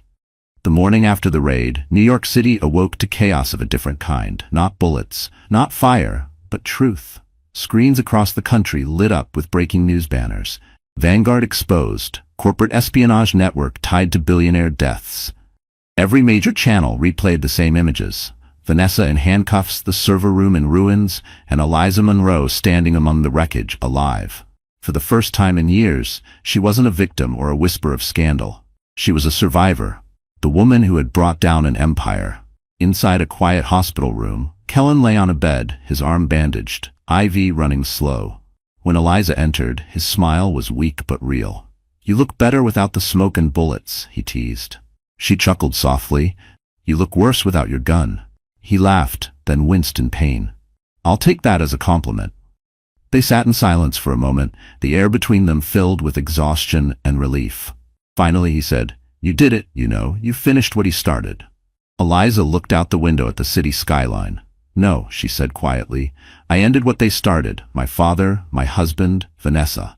They all built their power on secrets. I'm done living in them." Down the hall, reporters waited outside a press conference room where Richard Monroe was preparing to speak. Evelyn adjusted his tie, whispering, "Are you sure about this?" Richard nodded. "For the first time in my life, yes. He stepped up to the podium as cameras flashed. His voice, usually commanding, was softer now, remorseful. For years, I built a legacy on control. I told myself it was for my family, for my daughter. But power without conscience destroys more than it protects. I let that happen. He paused, meeting the crowd's gaze. My daughter Eliza showed me what courage really looks like. She faced monsters that I helped create, and she survived them. The truth matters more than my name, my company, or my past. So today, I resign. And I give everything I have left to a new foundation, for women who've lived through violence and for those still fighting to be heard. The room fell silent. Then applause rose, slow, hesitant at first, then thunderous. Reporters shouted questions, but Richard simply stepped back and left the stage. Later that evening, he found Eliza standing by the East River. The sunset bled gold across the water, wind tugging at her hair. "You didn't have to do that," she said. "I did." He replied, "It's the only way I could begin to make peace." She looked at him, not as a broken man, but as her father. "Then maybe now," she whispered, "we both get to live again." Behind them, Evelyn approached with a small envelope. "This came from Detective Rivera," she said. "They found something in Vanessa's cell." Eliza opened it. Inside was a single note written in sharp, familiar handwriting. "You may have won, Eliza, but every empire leaves shadows." Her fingers tightened around the paper, but she smiled faintly. "Then let the shadows come. I'm not afraid anymore." The wind picked up, carrying her words into the city that had watched her suffer and now watched her rise. For once, she felt free. Not because her enemies were gone, but because she had finally stopped being their prisoner. That night, news networks across the world replayed her father's speech. Hashtags trended. Survivors shared their own stories under her name. Eliza's face became a symbol, not of tragedy, but of endurance. In her apartment, she lit a single candle by the window, for the child she lost, for the woman she became, and for every voice that had been silenced by fear. The flame flickered, steady and bright. Bold cliffhanger, and as she turned away, her phone buzzed once. A new message, no sender listed. "We see you, Eliza. Welcome to the game. Charlie vit content vu king el de noi." So, that's how this story ends. Hey, my wonderful friends, you're still here, aren't you? If you've made it all the way to this moment, then something in Eliza's journey has probably touched your heart in a quiet, powerful way. Maybe it reminded you that strength isn't about never breaking. It's about learning how to rebuild. Eliza's pain, her father's guilt, and their fight for truth remind us of one thing the Stoics have always taught. We can't control what happens to us, but we can control how we rise after it. Marcus Aurelius once said, "The obstacle is the way." Every wound, every betrayal, every loss, they are not the end. They are the doorway to becoming someone stronger, freer, and more alive. So if life has ever broken you, don't hide your scars. Heal through them. Turn your pain into purpose, just as Eliza did. And if this story made you feel something, even just a spark, then please, my friend, hit that like, share, and subscribe button. Because somewhere out there, another heart needs to hear this message too. Ava had everything a woman could dream of. A wedding, a loving fiancé, and a secret. She couldn't wait to share it. She was pregnant. This was supposed to be the happiest moment of her life. But the week before the wedding, fate had other plans. Dylan, the man she loved, had betrayed her, and her best friend, her maid of honor, was part of it. She could have walked away, but why leave when she could destroy him instead? Stay with us, because this wedding is about to become the ultimate reckoning. Ava stood in front of the mirror, running her fingers lightly over the lace of her wedding dress. The soft fabric felt delicate under her touch. The intricate floral patterns, embroidered with tiny pearls, caught the golden glow of the room's fairy lights. It was perfect, just like she had always imagined. She took a deep breath, letting the reality sink in. In less than 1 week, she would be walking down the aisle, marrying the man she loved. The thought sent a rush of warmth through her chest, making her stomach flutter. Dylan. Her Dylan. He wasn't just her fiancé. He was her best friend, her safe place, the man she had built her future around. They had been through so much together, and now they were finally reaching the moment she had dreamed of for years. She could already picture it. His smile as she walked toward him, the way his hands would feel when he took hers, the promise in his eyes as he said, "I do." She smiled to herself, placing a hand over her stomach. And soon, there will be 3 of us. The realization sent a wave of happiness through her. She had only found out 2 days ago and had kept it a secret, wanting to surprise Dylan in the most special way. She had imagined it so many times, maybe on their honeymoon, maybe the night after the wedding, curled up together in bed. He would laugh, pull her into his arms, press his forehead against hers, and whisper something like, "We're going to be parents? Really?" His voice would be soft, amazed. He always talked about wanting kids someday. This baby was proof of their love. A new beginning for them. Everything was falling into place. A knock on the door pulled her out of her thoughts. "Ava?" Brooke's voice rang through the room before she stepped inside. Her blonde hair tucked into a loose updo, wearing one of the silky robes Ava had gifted the bridal party. "Oh my God, you look stunning." Ava turned to her, beaming. "You think so? Are you kidding?" Brooke walked over, touching the delicate embroidery of the dress. "Dylan's gonna lose his mind when he sees you." Ava let out a soft laugh, feeling her cheeks warm. "I hope so." "He should," Brooke smirked. "Not every guy gets to marry someone who actually looks like a dream." Ava rolled her eyes playfully, but she couldn't hide the way her heart swelled at the thought of Dylan seeing her for the first time tomorrow. Brooke flopped onto the bed. "Are you nervous?" "A little," Ava admitted, sitting beside her. "Not about marrying Dylan, just, I don't know. The wedding itself, I guess. What if I trip walking down the aisle? What if I say something stupid?" Brooke waved her off. "Please, even if you do, Dylan will still be obsessed with you." Ava smiled, feeling reassured for a moment. They just sat there, comfortable silence settling between them. Brooke had been her best friend for years, the one who had been by her side through everything. Heartbreaks, career struggles, late-night breakdowns. She was like a sister to her. And tomorrow, she would stand beside Ava as her maid of honor. "I can't believe it's finally happening," Ava murmured, looking down at the sparkling ring on her finger. "I know." Brooke nudged her playfully. "Feels like yesterday when we were sitting in your tiny apartment, drinking wine and laughing about how none of the guys you dated were worth your time." Ava laughed at the memory. "And now look at me, marrying the man of my dreams." Brooke nodded, but something flickered across her face, too quick for Ava to catch, before she could think much of it. Brooke spoke again. "You really love him, don't you?" Ava didn't even hesitate. "With everything in me." And she meant it. Dylan wasn't perfect, but he was hers. He had always been ambitious, always focused on his career, but she had never doubted his love for her.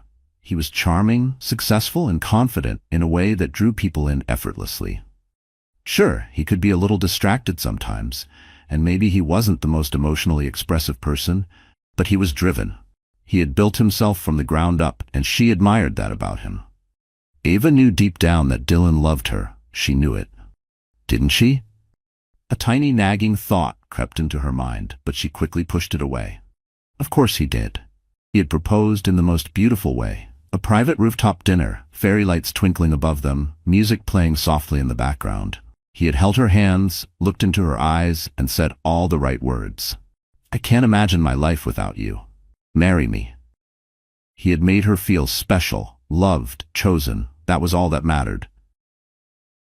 "Do you ever think about what life will be like after?" Brooke asked suddenly. Ava tilted her head. "After what?" "The wedding," Brooke said, leaning back against the pillows. "Like once the fairy tale is over, when it's just normal life again. Do you think things will change?" Ava considered that. "I mean, probably, but in a good way, right? We'll grow together, figure things out, maybe buy a house, start a family." Her hand instinctively rested on her stomach again. A second passed before Brooke reached for her hand, squeezing it lightly. "I'm happy for you, Ava," and she sounded like she meant it. The moment passed quickly, and Brooke stood up, stretching. "All right, bride-to-be, you should get some sleep. Tomorrow's a big day." Ava nodded, standing with her. "Yeah, it really is." Brooke hugged her tightly before heading toward the door. Sweet dreams. As the door clicked shut behind her, Ava exhaled deeply. Turning back to the mirror, she stared at her reflection for a long moment, fingers brushing over the bodice of her dress. Tomorrow, she would become Mrs. Dylan Carter, and she had never felt more ready. Ava lay in bed, staring at the ceiling, listening to the quiet hum of the city beyond the windows. sleep wouldn't come.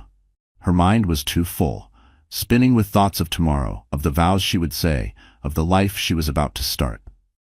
She reached for her phone on the nightstand, considering texting Dylan. But what would she even say? I can't sleep. Are you awake? It felt silly. He was probably already in bed, exhausted from all the wedding preparations. She sighed, sitting up.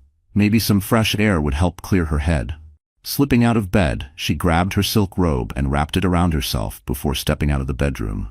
The apartment was dark, except for the dim glow of the city lights filtering through the floor-to-ceiling windows. As she padded toward the balcony, she froze. Laughter. Deep, hushed laughter, coming from Dylan's office. Her heart skipped.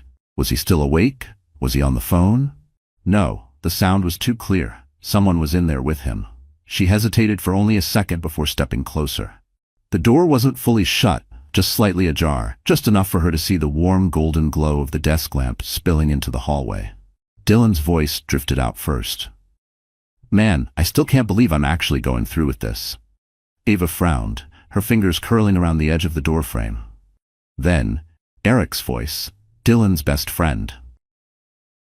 I thought you'd change your mind before now. What happened to all that talk about marriage being a cage? Dylan chuckled, the sound so casual, so relaxed. Ava's perfect for the role. Sweet, devoted, and best of all, completely clueless. Ava's stomach twisted. Eric laughed. Damn, so you're really gonna lock this down? Of course, Dylan said, and Ava could hear the smirk in his voice. I mean, she's beautiful, smart enough to keep things interesting, but not enough to question things. A trophy wife, the kind that makes me look good. Something cold and sharp lodged itself in Ava's chest. Trophy wife, completely clueless. Her breathing slowed, her pulse hammering so hard she could hear it in her ears. Eric took a slow sip of his drink. And she has no idea about Brooke? Ava's entire body went cold. She stopped breathing. There was a beat of silence. Then Dylan exhaled a laugh. Please. If she ever found out, she'd break like a porcelain doll. She worships the ground I walk on. It was too easy. Ava gripped the doorframe tighter, her nails digging into the wood. Eric let out a low whistle. So how long's it been going on? Dylan swirled his whiskey, watching the ice clink against the glass. Few months. It was just supposed to be a one-time thing, you know, some drinks, some fun. But Brooke, he let out a dark chuckle. Man, she's addictive.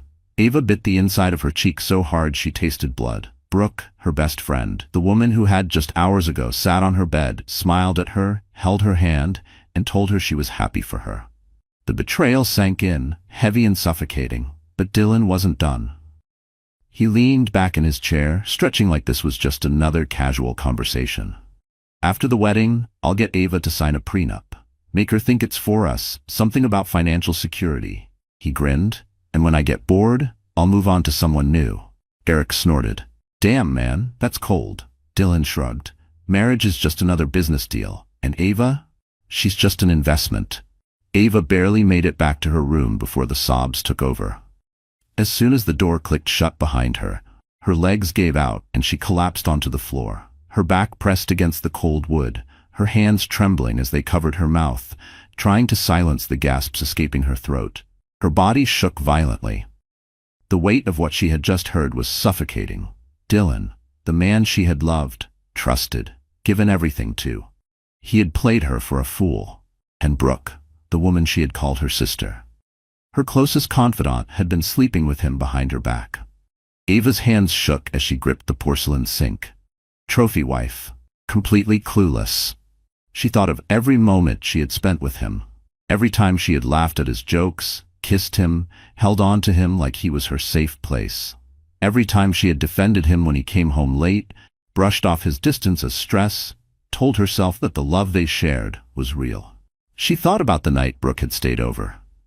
The time she had looked Ava in the eye and told her how lucky she was to have a man like Dylan. It felt unreal, like some cruel joke she'd wake up from at any second. But no matter how many times she begged the universe to rewind time, to take her back to before she walked past that door, nothing changed. Her stomach twisted painfully, nausea creeping up again, but this time she forced herself to swallow it down.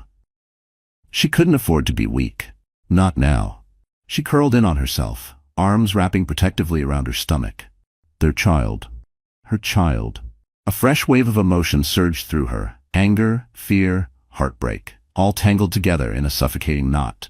What kind of man did this? What kind of father could smile at her, kiss her, talk about their future, all while planning to betray her the moment she was legally bound to him?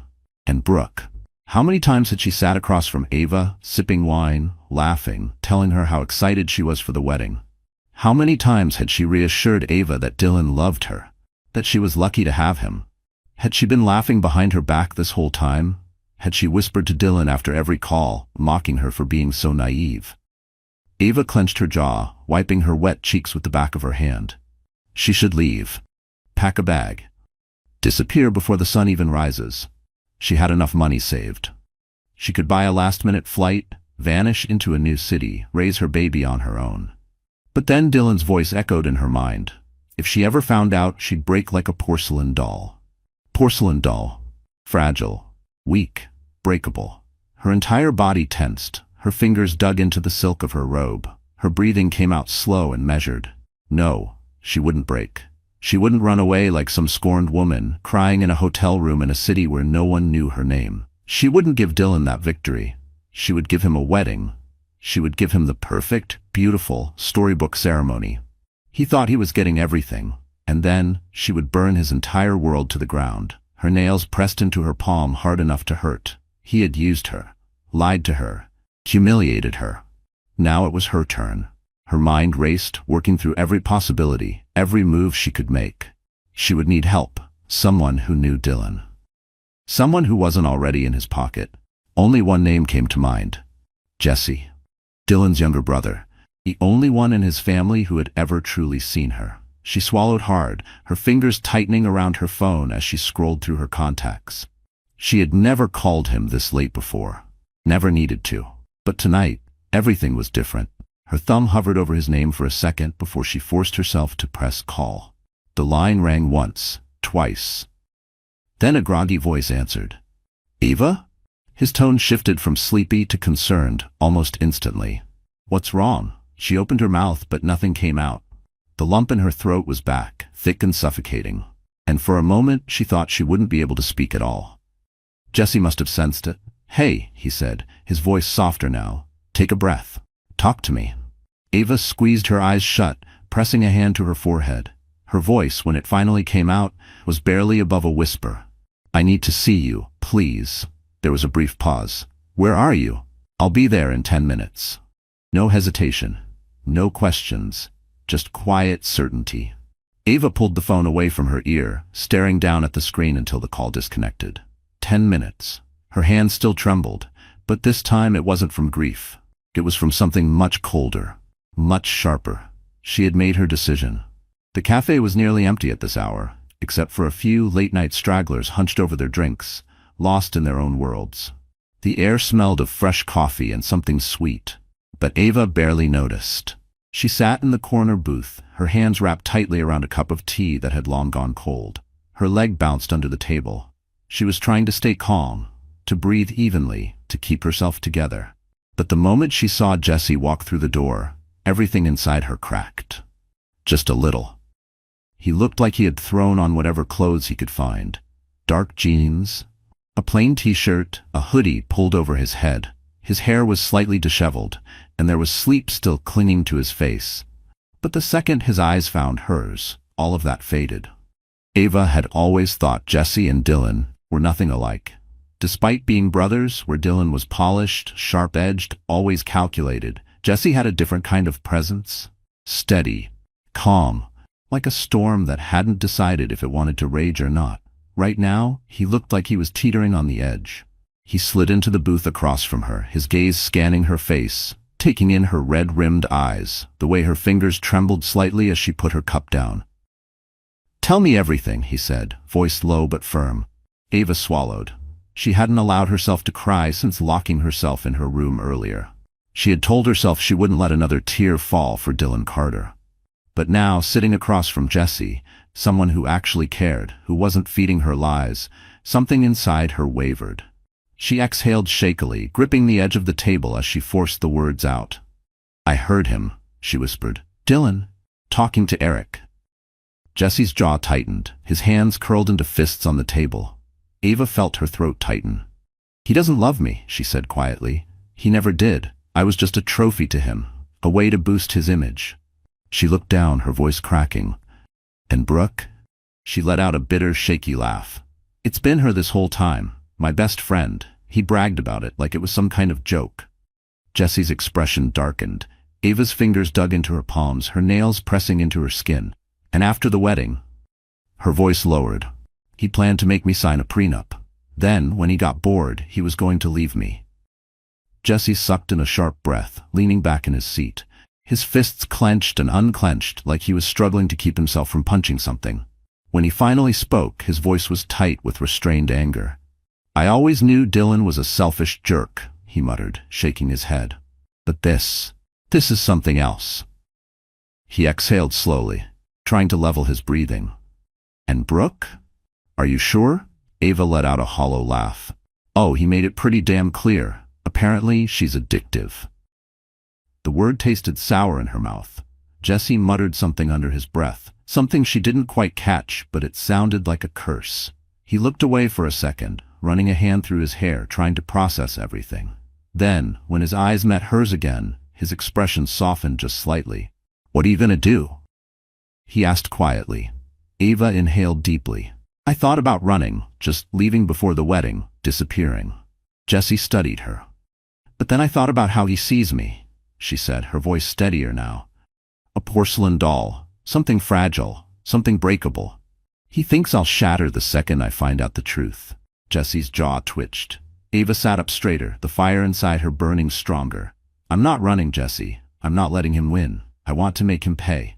I want him to feel what it's like to have his whole world collapse right in front of him." A slow, dark smirk tugged at the corner of Jesse's lips, but his eyes remained serious. "So, you want revenge?" Ava didn't hesitate. "Yes." Jesse nodded, tapping his fingers against the table as he processed her words. He didn't try to talk her out of it. He didn't feed her some nonsense about how it wasn't worth it, how she should be the bigger person. Instead, he leaned forward, resting his arms on the table, voice low. "Then let's make it count." Ava blinked.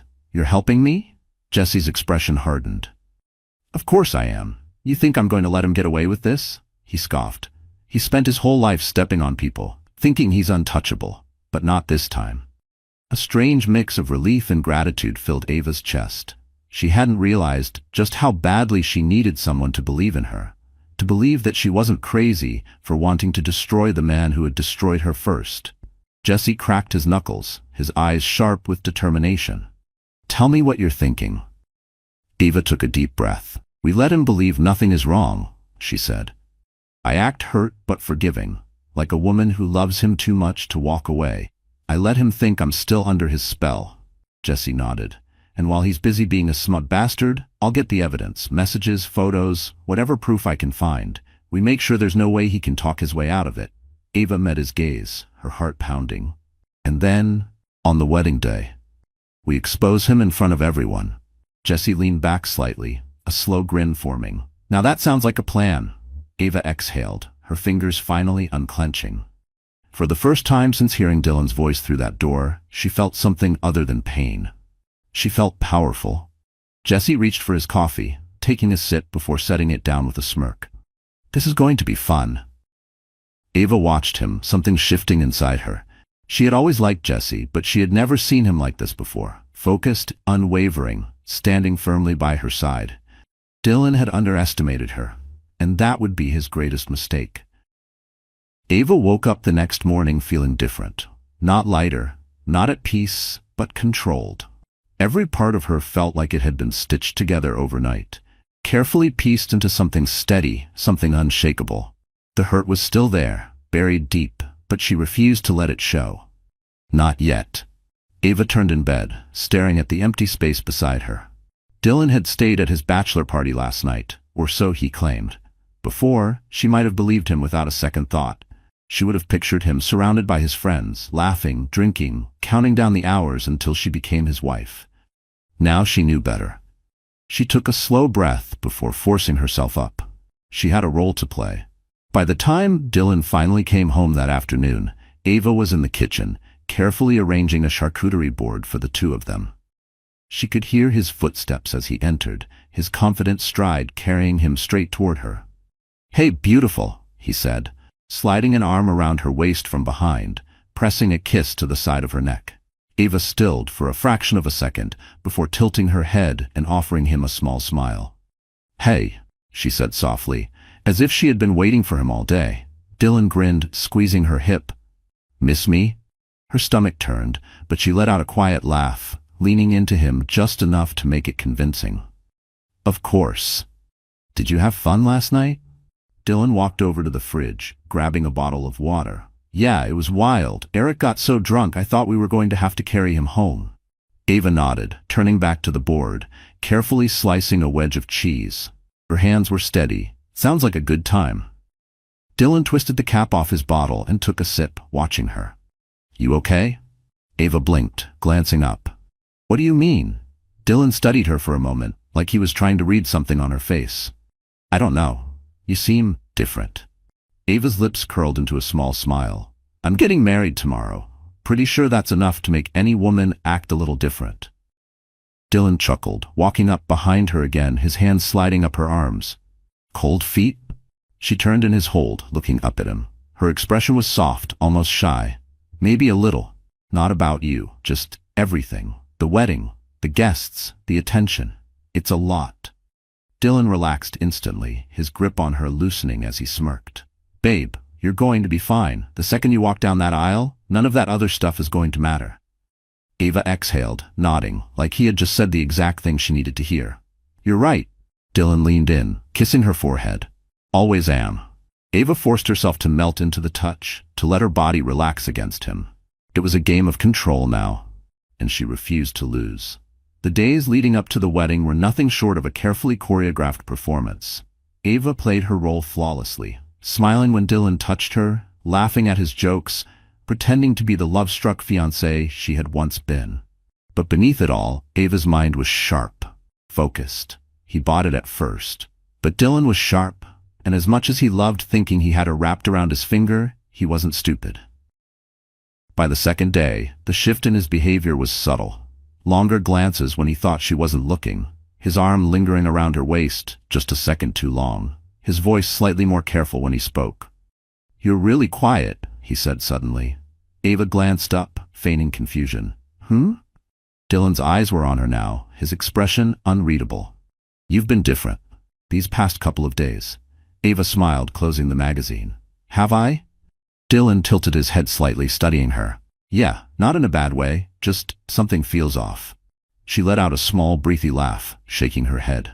"I swear, if I hear one more thing about wedding jitters, I'm going to lose my mind." Dylan smirked, reaching for her hand. "Hey, I get it. It's a big deal. You're about to be Mrs. Carter." Ava forced herself to blush, looking down at their intertwined fingers. Dylan brushed a thumb over her knuckles. "You're not having second thoughts, right?" Ava's chest tightened, but her expression didn't falter. Instead, she squeezed his hand lightly, looking up at him with just the right amount of vulnerability. "Of course not." Dylan held her gaze for a second longer, as if searching for something beneath the surface. Then finally, he exhaled, grinning. "Good, because once you say I do, there's no backing out." Ava smiled back. If only he knew. And Jessie. Jessie was always there, just on the edges of it all, steady and unwavering. They met in secret, away from the eyes of Dylan and his circle. Late-night phone calls, hushed conversations in hidden corners, exchanged glances across crowded rooms. It was strange how quickly she had come to rely on him. How his presence seemed to ground her when everything else felt like it was spinning out of control. Tonight was no different. They sat across from each other in a quiet cafe far from the main streets, where no one would recognize them. Ava stirred her tea absent-mindedly, watching the way Jessie's fingers tapped against the table, deep in thought. He had that look again, the one where his jaw was clenched just slightly. The one where she could tell he was holding something back. She sighed. "You don't have to do this, you know." Jessie's eyes lifted to meet hers. "Do what?" "Help me." She set her spoon down, tilting her head. "You're risking a lot by getting involved in this. Dylan, your brother." Jessie scoffed, shaking his head. "Don't remind me." Ava gave him a small smile, still. Jessie leaned back, exhaling slowly. Ava, let's be honest here. You think I'd just sit back and watch him do this to you? She blinked, caught off guard by the intensity in his voice. He ran a hand through his hair, frustration flickering across his face. I've spent years watching Dylan manipulate people, use them like they're nothing, and I hated it. But this, he gestured between them. What he did to you, it's different. Ava swallowed, feeling a strange tightness in her chest. Why? Jessie hesitated for only a second before leaning in, his voice softer now. Because you didn't deserve this. Something in the air shifted. For a moment, neither of them spoke. The world outside moved on without them. Cars passing by, distant laughter from another table, the soft hum of the coffee machines. But right here, between them, everything felt still. Ava dropped her gaze to her hands. I don't even know who I am anymore, she admitted, barely above a whisper. Everything I believed in, everything I thought was real, it was all a lie. Jessie didn't say anything right away. Then, after a pause, he reached across the table, his fingers brushing against hers. It wasn't forceful, wasn't demanding, just there, a quiet presence offering something she wasn't sure she deserved. She looked up, her breath catching slightly. You're still you, Jessie said, his voice steady. You're just seeing things clearly now. Ava stared at him, her heart pounding for reasons she didn't want to name. For the first time in days, she wasn't drowning. She wasn't gasping for air, struggling to keep herself from falling apart. She was just here, with him. The thought startled her. She pulled her hand back quickly, as if burned, tucking it into her lap. This isn't the time, is it? Jessie studied her for a long moment before exhaling a quiet laugh, shaking his head. No, it's not. Ava forced a smile, ignoring the strange feeling twisting inside her. Good, because I can't afford to be distracted. Jessie leaned back, watching her carefully. I get it. She expected him to say something else, maybe tease her, maybe push just a little, but he didn't. He just sat there, letting the silence settle, letting her be the one to move past it. And somehow, that made it worse. She cleared her throat, shifting in her seat. So, what's next? Jessie exhaled through his nose, nodding slightly as he let the moment slip away. We stick to the plan. Ava nodded, forcing herself to focus. Right. The plan. The revenge. Dylan. She had to remember why she was here, why any of this was happening. But as she walked out of that cafe that night, the cold air biting against her skin, she couldn't shake the feeling that something between her and Jessie had changed. And that scared her more than anything. The cathedral stood like a monument to perfection, bathed in soft golden light. Its towering stained glass windows cast colorful reflections across the polished marble floor. The air was thick with anticipation, murmurs of admiration passing between the elegantly dressed guests. Everything was flawless, the ivory roses lining the aisle, the soft melody of the string quartet, the crisp scent of expensive cologne and freshly cut flowers. It was exactly the kind of wedding Dylan wanted. Grand, luxurious, a spectacle. And there he stood, right at the altar, looking every bit the picture of a victorious groom. His tuxedo was perfectly tailored, his hair styled with just the right amount of effortlessness, his signature smirk tugging at the corner of his lips. He was at ease, shaking hands with a few high-profile guests in the front row, murmuring small pleasantries, knowing all eyes were on him. He looked like a man who had it all. He had no idea. He was about to lose everything. Ava stood just outside the cathedral doors, hidden from view, her fingers wrapped tightly around her bouquet. Her pulse was steady, her breathing even. But beneath the surface, something electric crackled in her veins. She could hear the soft rustling of fabric as the bridesmaids adjusted their dresses. Brooke stood just a few feet away, her back turned. Ava didn't look at her. Couldn't. She focused on the weight of her gown instead. The intricate lace, the delicate pearl buttons running down her spine, the soft layers of tulle trailing behind her. Every detail had been chosen carefully, designed to make this moment perfect, and it was perfect, just not in the way Dylan had planned. A wedding planner peeked in, signaling that it was time. The doors were about to open. The world was about to shift. Ava inhaled deeply, lifting her chin. A slow, almost unnoticeable smile formed. Let the show begin. The heavy cathedral doors swung open, and the entire room fell silent. Every guest turned their heads, swiveling toward her, eyes widening with admiration. The bride, beautiful, poised, a vision in white. Ava stepped forward, her movement slow, deliberate, each step down the aisle measured. She could feel the weight of every gaze, could hear the hushed whispers. Dylan's smirk widened as he watched her approach, his head tilting slightly in approval, like he was admiring a prize. And that's exactly what he thought she was, a prize. His prize. Ava held his gaze, her expression soft, unreadable. She let herself pretend, just for a moment, that she was still the woman he thought she was, the adoring, devoted fiancée. The woman so in love with him that she wouldn't see past his charming facade, past the empty promises, past the betrayal. She let him believe it. The priest cleared his throat, smiling warmly at the couple. "Dearly beloved, we are gathered here today to celebrate the union of—" Ava barely heard the words. Her heartbeat was steady, her mind sharp, focused on what came next. She could feel Jesse's presence somewhere behind her, standing quietly among the groomsmen. Steady, watchful, waiting. The weight of Dylan's hand still rested against hers, his fingers curled possessively around her own. His thumb traced slow, absent-minded circles on her skin. To anyone watching, it must have looked like an intimate, reassuring gesture. To Ava, it felt like a chain tightening around her wrist. She could feel the energy in the room, thick with admiration, expectation. Guests watched with soft smiles, waiting for the beautiful moment when she and Dylan would exchange vows, seal their love with a kiss, step into their future together. If only they knew. She glanced at Dylan, letting herself really look at him. The man she had once loved. The man who had once made her feel safe, cherished. The man she had planned to build a life with. Now, all she saw was a liar. A man so consumed by his own arrogance that he never once considered the possibility of losing. She let a small, almost imperceptible smile play on her lips. He was about to lose everything. The priest lifted his head, eyes warm, expectant.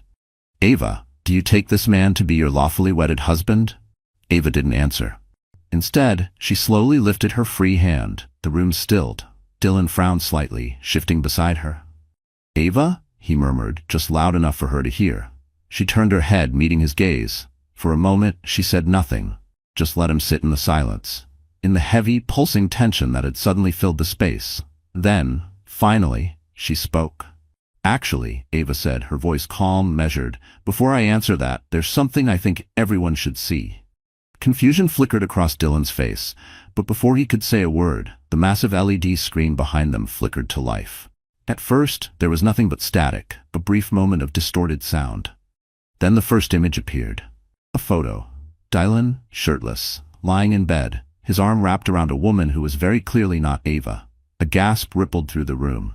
Someone in the audience muttered a quiet, shocked, "Oh my God." Dylan's entire body stiffened. His grip on Ava's hand tightened, but she didn't flinch. Another photo appeared. Then another and another, each one worse than the last. Then came the messages. Screenshots of texts, vivid, undeniable. "Can't wait to see you tonight. Wish I was in your bed instead. Ava has no clue. It's almost too easy." More gasps, whispers grew louder, a wave of murmurs sweeping through the crowd. And then, the final blow. A video. Dylan's voice played through the speakers, crystal clear. "Ava? Please, she's just a trophy wife. Sweet, devoted, completely clueless." The room erupted. Dylan's mother let out a soft, strangled noise, pressing a hand to her mouth, her face pale. His father's expression turned to pure, cold disgust. Guests whispered furiously, some shifting uncomfortably in their seats, others openly gaping at the screen. Dylan stepped forward, panic flickering in his eyes. This is fake," he said quickly, his voice louder than necessary. "Someone's trying to set me up." Ava let out a soft laugh, shaking her head. "Really, Dylan? That's the best you've got?" The whispers grew louder, people turning to one another, murmuring in shock and disbelief. Dylan's desperation turned sharper. "Ava, listen to me." "Oh, I'm not finished." Silence. Ava let the moment stretch, let him sit in the weight of it. Then she inhaled slowly and said the words that would shatter whatever illusion Dylan had left. "Oh, and one more thing." She let her hand drop to her stomach, smoothing it over the delicate lace of her gown. "I'm pregnant." A few people in the audience gasped, the news hitting the room like a sudden gust of wind. Dylan's body jerked slightly, his eyes widening. You're pregnant?" Ava held his gaze. "Yes." For a split second, something flickered in Dylan's expression. Something unreadable. Hope, maybe. Some desperate attempt to salvage what little control he had left. But then, Ava smiled, and the final knife twisted. "The father," she said, her voice light, almost conversational, "is not you." Silence. Not just quiet, a deep, hollow silence, as if the entire room had forgotten how to breathe. Dylan's mouth parted slightly, but no sound came out. And then, movement. A chair scraped against the floor. A figure stood. Jesse. His presence was steady, calm, and when he spoke, his voice was clear, unwavering. "Unlike you, Dylan," Jesse said, his gaze locked onto his brother's. "I will cherish her." Gasps. Dylan staggered slightly, like he had just been physically struck. His face went pale. His hands curled into fists at his sides. "You're lying." Ava didn't blink. "Am I?" Jesse took a slow step forward. "I told you once before, Dylan," he murmured. "You never deserved her." Dylan's breath was uneven now, his entire body tensed like he was on the verge of snapping. And Ava? She had never felt lighter. For a moment, there was nothing, just silence, thick, heavy, crushing. Then, all at once, the tension snapped. Dylan's face twisted in rage, his hands clenched at his sides, his chest heaved, his breathing ragged as his mind scrambled, for control, for an escape, for something, anything that could undo the disaster unraveling around him. His eyes flicked to the screen, still frozen on the incriminating texts. Then to his mother, who was staring at him like she didn't even recognize him. His father, face cold and unreadable. The guests, whispering furiously, their expressions ranging from shock to disgust. And then, to Jesse. Jesse, standing tall and calm, shoulders squared, looking at him with nothing but quiet certainty. Something in Dylan snapped. With a roar of fury, he lunged. The movement was fast, reckless, his hands reaching for Jesse like he could rip him apart with sheer force alone. But Jesse was ready. In a single smooth motion, he sidestepped, caught Dylan's wrist, and twisted. Dylan let out a sharp grunt of pain as Jesse wrenched his arm back, sending him stumbling. His knee buckled, and before he could catch himself, Jesse delivered a swift, controlled shove to his chest. Dylan went crashing to the ground. Gasps rang through the cathedral. Someone let out a muffled shriek. The sound of Dylan's body hitting the polished marble floor echoed through the vast space, sharp and unforgiving. Jesse didn't even flinch. He just stood over him, jaw tight, eyes steady. "Sit down, Dylan," he said coolly. "You've embarrassed yourself enough." Dylan groaned, rolling onto his side, his face burning with humiliation. He tried to push himself up, but his limbs felt weak. His pride, shattered beneath the weight of the stairs boring into him. Then, his father's voice cut through the air like a knife. "Enough." Dylan froze. Slowly he turned his head toward the sound. His father, always composed, always in control, was staring at him with something Dylan had never seen before. Not disappointment, not anger, something worse, disgust. "You've shamed this family enough," Dylan's father said, his voice low, even, dangerous. "I will not allow you to carry our name after this." Dylan's stomach twisted violently. "Dad, you are no son of mine." The words landed like a death sentence. The room, already thick with tension, seemed to shrink around them. Dylan's breath stuttered. His vision blurred at the edges. He shook his head quickly, scrambling to his feet, hands shaking. "No, you don't mean that." His father's expression didn't change. "Get out." Dylan felt his world closing in. His father had always backed him, had always defended him, no matter what he did, no matter how ruthless his choices were. But now he was being cast aside like he was nothing. His mother turned her face away, unable to even look at him. His business associates in the front row were already checking their phones, no doubt sending out messages, severing ties, distancing themselves from him before the scandal spread further. He felt sick.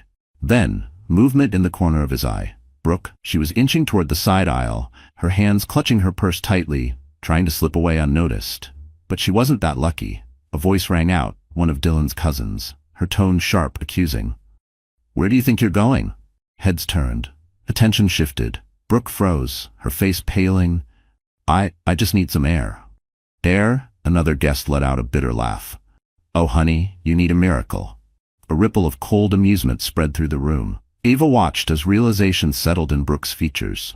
She had spent years carefully crafting her image, the sweet, trustworthy best friend. But now all anyone saw was a liar, a homewrecker. Brooke's eyes darted to Ava, as if silently begging her to do something. But Ava just tilted her head, expression unreadable. Brooke's lips parted, as if she wanted to plead, to explain. But what could she say? That she hadn't meant to betray Ava? That she hadn't planned on sleeping with her best friend's fiancé? That it just happened? Ava didn't care for excuses, and clearly neither did anyone else. Because before Brooke could open her mouth, another guest muttered, "Disgusting." Then another. The whispers grew louder, swirling around her, thick with judgment. Brooke's breath came out shakily. She turned to Dylan, like he was somehow still her lifeline, the one person who would take her side. But Dylan wasn't even looking at her. He was still frozen in place, shoulders tense, face blank. Brooke swallowed hard, realization hitting her like a slap. He wasn't going to defend her. The man she had risked everything for wasn't going to risk anything for her. Dylan was already thinking about himself, about survival, and she was collateral damage. Brooke let out a choked breath before quickly turning on her heel, shoving past the crowd, disappearing through the side door. No one stopped her, no one cared, and just like that, she was gone. Dylan stood in the wreckage of his own making, the weight of it all finally settling onto his shoulders. The respect he had spent years cultivating, gone, his family's support, gone, his power, gone. And Ava, she was still standing tall, her veil slightly askew, her bouquet still in her hands. Dylan finally forced himself to look at her, something desperate in his expression. "Ava," he started, voice rough. She smiled, not cruelly, not mockingly, just simply, like she had already moved on, like he was already forgotten. Dylan felt something inside him crumble. The silence that followed was different now. Not the sharp, stunned kind that had filled the cathedral moments ago when Dylan's betrayal was exposed. The priest stood awkwardly at the altar, shifting slightly as he cleared his throat. His eyes flicked between Ava, still standing in her wedding gown, and Dylan, who was still frozen in place, his world crumbling around him. The murmurs in the audience had died down, but the weight of 1,000 unsaid words still hung in the air. Then, finally, the priest spoke. His voice was hesitant, uncertain. Do we continue with this wedding?" Ava let out a soft breath, barely realizing she had been holding it, but there was still one thing left. Jesse. She turned slightly, her gaze finding him among the groomsmen. He hadn't moved, hadn't spoken, but his presence was as steady as ever. His hands were still in his pockets, his jaw tight, his eyes locked onto hers with an expression she couldn't quite name. Then, as if making a decision in real time, he took a step forward, and then another. Ava's heart stuttered. The air between them shifted, crackling with something unspoken. Jesse didn't stop until he was right in front of her. He looked at her for a long moment, his expression unreadable, like he was searching for something in her eyes. Then he dropped to one knee. A collective gasp rippled through the crowd. Ava's breath caught in her throat. Jesse reached for her hand, his grip warm, steady. "Marry me." Except, it wasn't a question, it wasn't even a plea, it was a promise, a declaration. Ava's fingers curled around his instinctively, her pulse hammering in her ears. She felt like the ground had tilted beneath her, like the entire world had shifted on its axis. "Jesse," she whispered, her voice barely there. His thumb brushed over her knuckles, slow and deliberate. "I know this isn't how it was supposed to happen," he said, voice low, quiet enough that only she could hear. "And I know you probably weren't expecting this." He glanced up at her, eyes unwavering. "But you deserve more than what Dylan ever gave you. You deserve someone who will stand by you, someone who won't betray you, someone who will love you the way you deserve to be loved." Ava felt her throat tighten. Jesse's hand squeezed hers gently, grounding her. "I won't hurt you like he did," he continued. "I won't lie to you. I won't use you. I will spend every single day proving to you that you are not a prize to be won, but a woman to be cherished." Ava's vision blurred slightly. She had spent so much time feeling like a fool, feeling used, discarded. She had spent nights wondering if she had ever really been loved at all. But standing here, looking down at Jesse, the man who had stood by her side through all of this, she realized something. He had always seen her, not as a trophy, not as someone to manipulate, just her. Her lips parted slightly, her heart pounding. But before she could say anything, a bitter, broken voice cut through the silence. "You have got to be kidding me, Dylan." He was still standing there, disheveled and humiliated, but now his expression was twisted with something else. Pure rage. His laugh was sharp, humorless. "This is some kind of joke, right? You think this changes anything?" Jesse didn't even look at him. His eyes remained locked onto Ava's, as if Dylan didn't exist, as if nothing else in the room mattered. And Ava? She felt something shift inside her.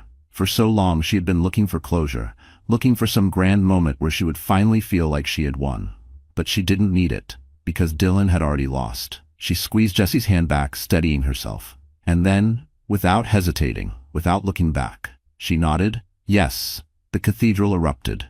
Gasps, shouts, an excited murmur sweeping through the crowd. Jesse's lips parted slightly, like he hadn't expected her to actually say it. But then, his face broke into a slow, breathtaking smile. The kind of smile she had never seen on Dylan. The kind of smile that meant something. He stood up, his grip still firm in hers, his presence still warm and unwavering. The priest, who had clearly never dealt with a situation like this before, cleared his throat again. Well then, shall we continue? Ava exhaled softly, turning back toward the altar. She glanced at the aisle, the guests still gaping at her, at Dylan, at Jesse. She saw the stunned faces of Dylan's parents, the judgmental stares from the business elites, the sharp gleam of 100 phones recording every second of this moment. Then, she turned to Jesse and smiled. Yes, she said again, her voice stronger this time. Let's continue. Dylan let out a strangled sound, like he was about to say something, but his father's cold stare shut him down before he could even open his mouth. And just like that, the priest straightened his shoulders and began again. This time, when Ava said, "I do," she meant it. Jesse slid the ring onto Ava's finger, his touch lingering, warm, steady. The weight of the moment settled between them, raw and unshakable. The priest, still looking slightly stunned, cleared his throat once more. "You may now kiss the bride." Ava barely had a second to react before Jesse cupped her face gently, his hand steady as if this had always been meant to happen. His touch was warm, grounding, nothing like the cold, calculated way Dylan had once held her. He hesitated for just a second, like he was giving her the chance to pull away, like he wanted this to be her choice. But she didn't pull away. Instead, she leaned in. The moment their lips met, the world around them disappeared. The gasps, the whispers, the weight of 100 stares. All of it faded into nothing. Jesse kissed her like a promise, like a vow that went deeper than words. And for the first time in a long time, Ava wasn't thinking about the past. She wasn't thinking about Dylan, about betrayal, about pain. She was thinking about this moment. About the way Jesse's hands held her like she was something precious. About the quiet intensity behind the way his lips moved against hers, firm but careful, deep but patient, as if he was savoring every second. When they finally pulled apart, Jesse rested his forehead against hers, his breath warm against her skin. Ava's heart pounded. But she wasn't nervous, she was sure. A slow, knowing smile tugged at Jesse's lips. "You're stuck with me now," he murmured. Ava let out a soft laugh, the first real, genuine laugh she had felt in what seemed like forever. "Good," she whispered, and as the room erupted into cheers, as Jesse his fingers laced through hers and pulled her close again. Ava knew this was exactly where she was meant to be. The reception was bathed in golden light. The soft glow of fairy lights strung between the trees cast everything in a warm, dreamlike haze. Laughter and music filled the air, blending seamlessly with the clinking of champagne glasses and the distant hum of conversation. The night was alive, full of celebration, of whispered congratulations, of stolen glances and new beginnings. And yet, standing in the shadows, just beyond the reach of the lights, Dylan felt nothing but emptiness. He watched as Ava moved across the dance floor, her gown catching the light, her laughter soft, effortless. She looked radiant, glowing in a way he had never seen before.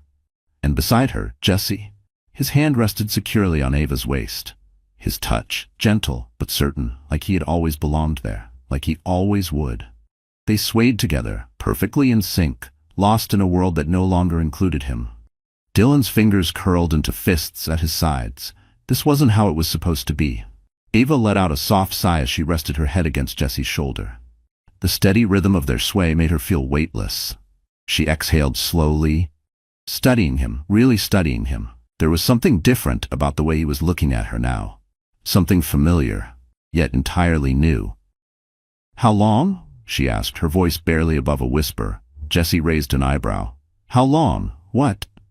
"How long have you felt this way?" Jesse didn't hesitate. Since the first time you laughed at one of my terrible jokes. Ava let out an amused breath. Jesse, you always make terrible jokes. Exactly, he said, grinning, and you're the only one who ever laughed at them. She rolled her eyes playfully, but felt warmth spread through her chest. That's not true. Oh, it is, he said, dipping her slightly before pulling her back up. I used to test them out on Dylan first, you know, just to see if I had a shot. Ava bit her lip to keep from smiling. Jesse scoffed. He'd just give me that deadpan look and say, Jesus, Jesse, is this why Mom still asks if you have a real job? Ava laughed, the sound light and genuine. That sounds like him. Jesse smirked, his fingers grazing over her back in slow, lazy circles. You want to know something else? What? You made it really hard for me to hate him. Ava arched an eyebrow. Hate him? Jesse nodded, tilting his head as he studied her. You were always so damn loyal, always defending him, always looking at him like he was the best thing in the world. It was frustrating. Ava swallowed. Why? Because, Jesse said, brushing a stray curl from her face, I wanted to be the one you looked at like that. Ava's breath caught for a moment. She couldn't speak, couldn't move, couldn't do anything but let those words settle over her. Jesse must have noticed, because his smirk softened into something else, something deeper, something patient. He let the silence stretch between them as if giving her time to process what he had just admitted. And Ava? She didn't need time. She already knew. Maybe she had been blind before.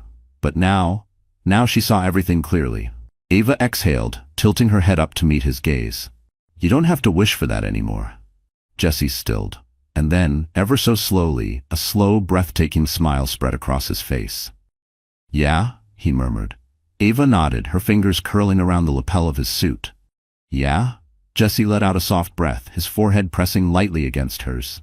Guess I finally told a joke worth laughing at, he whispered. Ava laughed softly, shaking her head. Shut up and dance, Jesse. And as he twirled her under the glow of the fairy lights, as her laughter mixed with his, as they swayed together in a world that was finally theirs. Dylan, watching from the shadows, realized something. Some betrayals shatter you. Others, they set you free.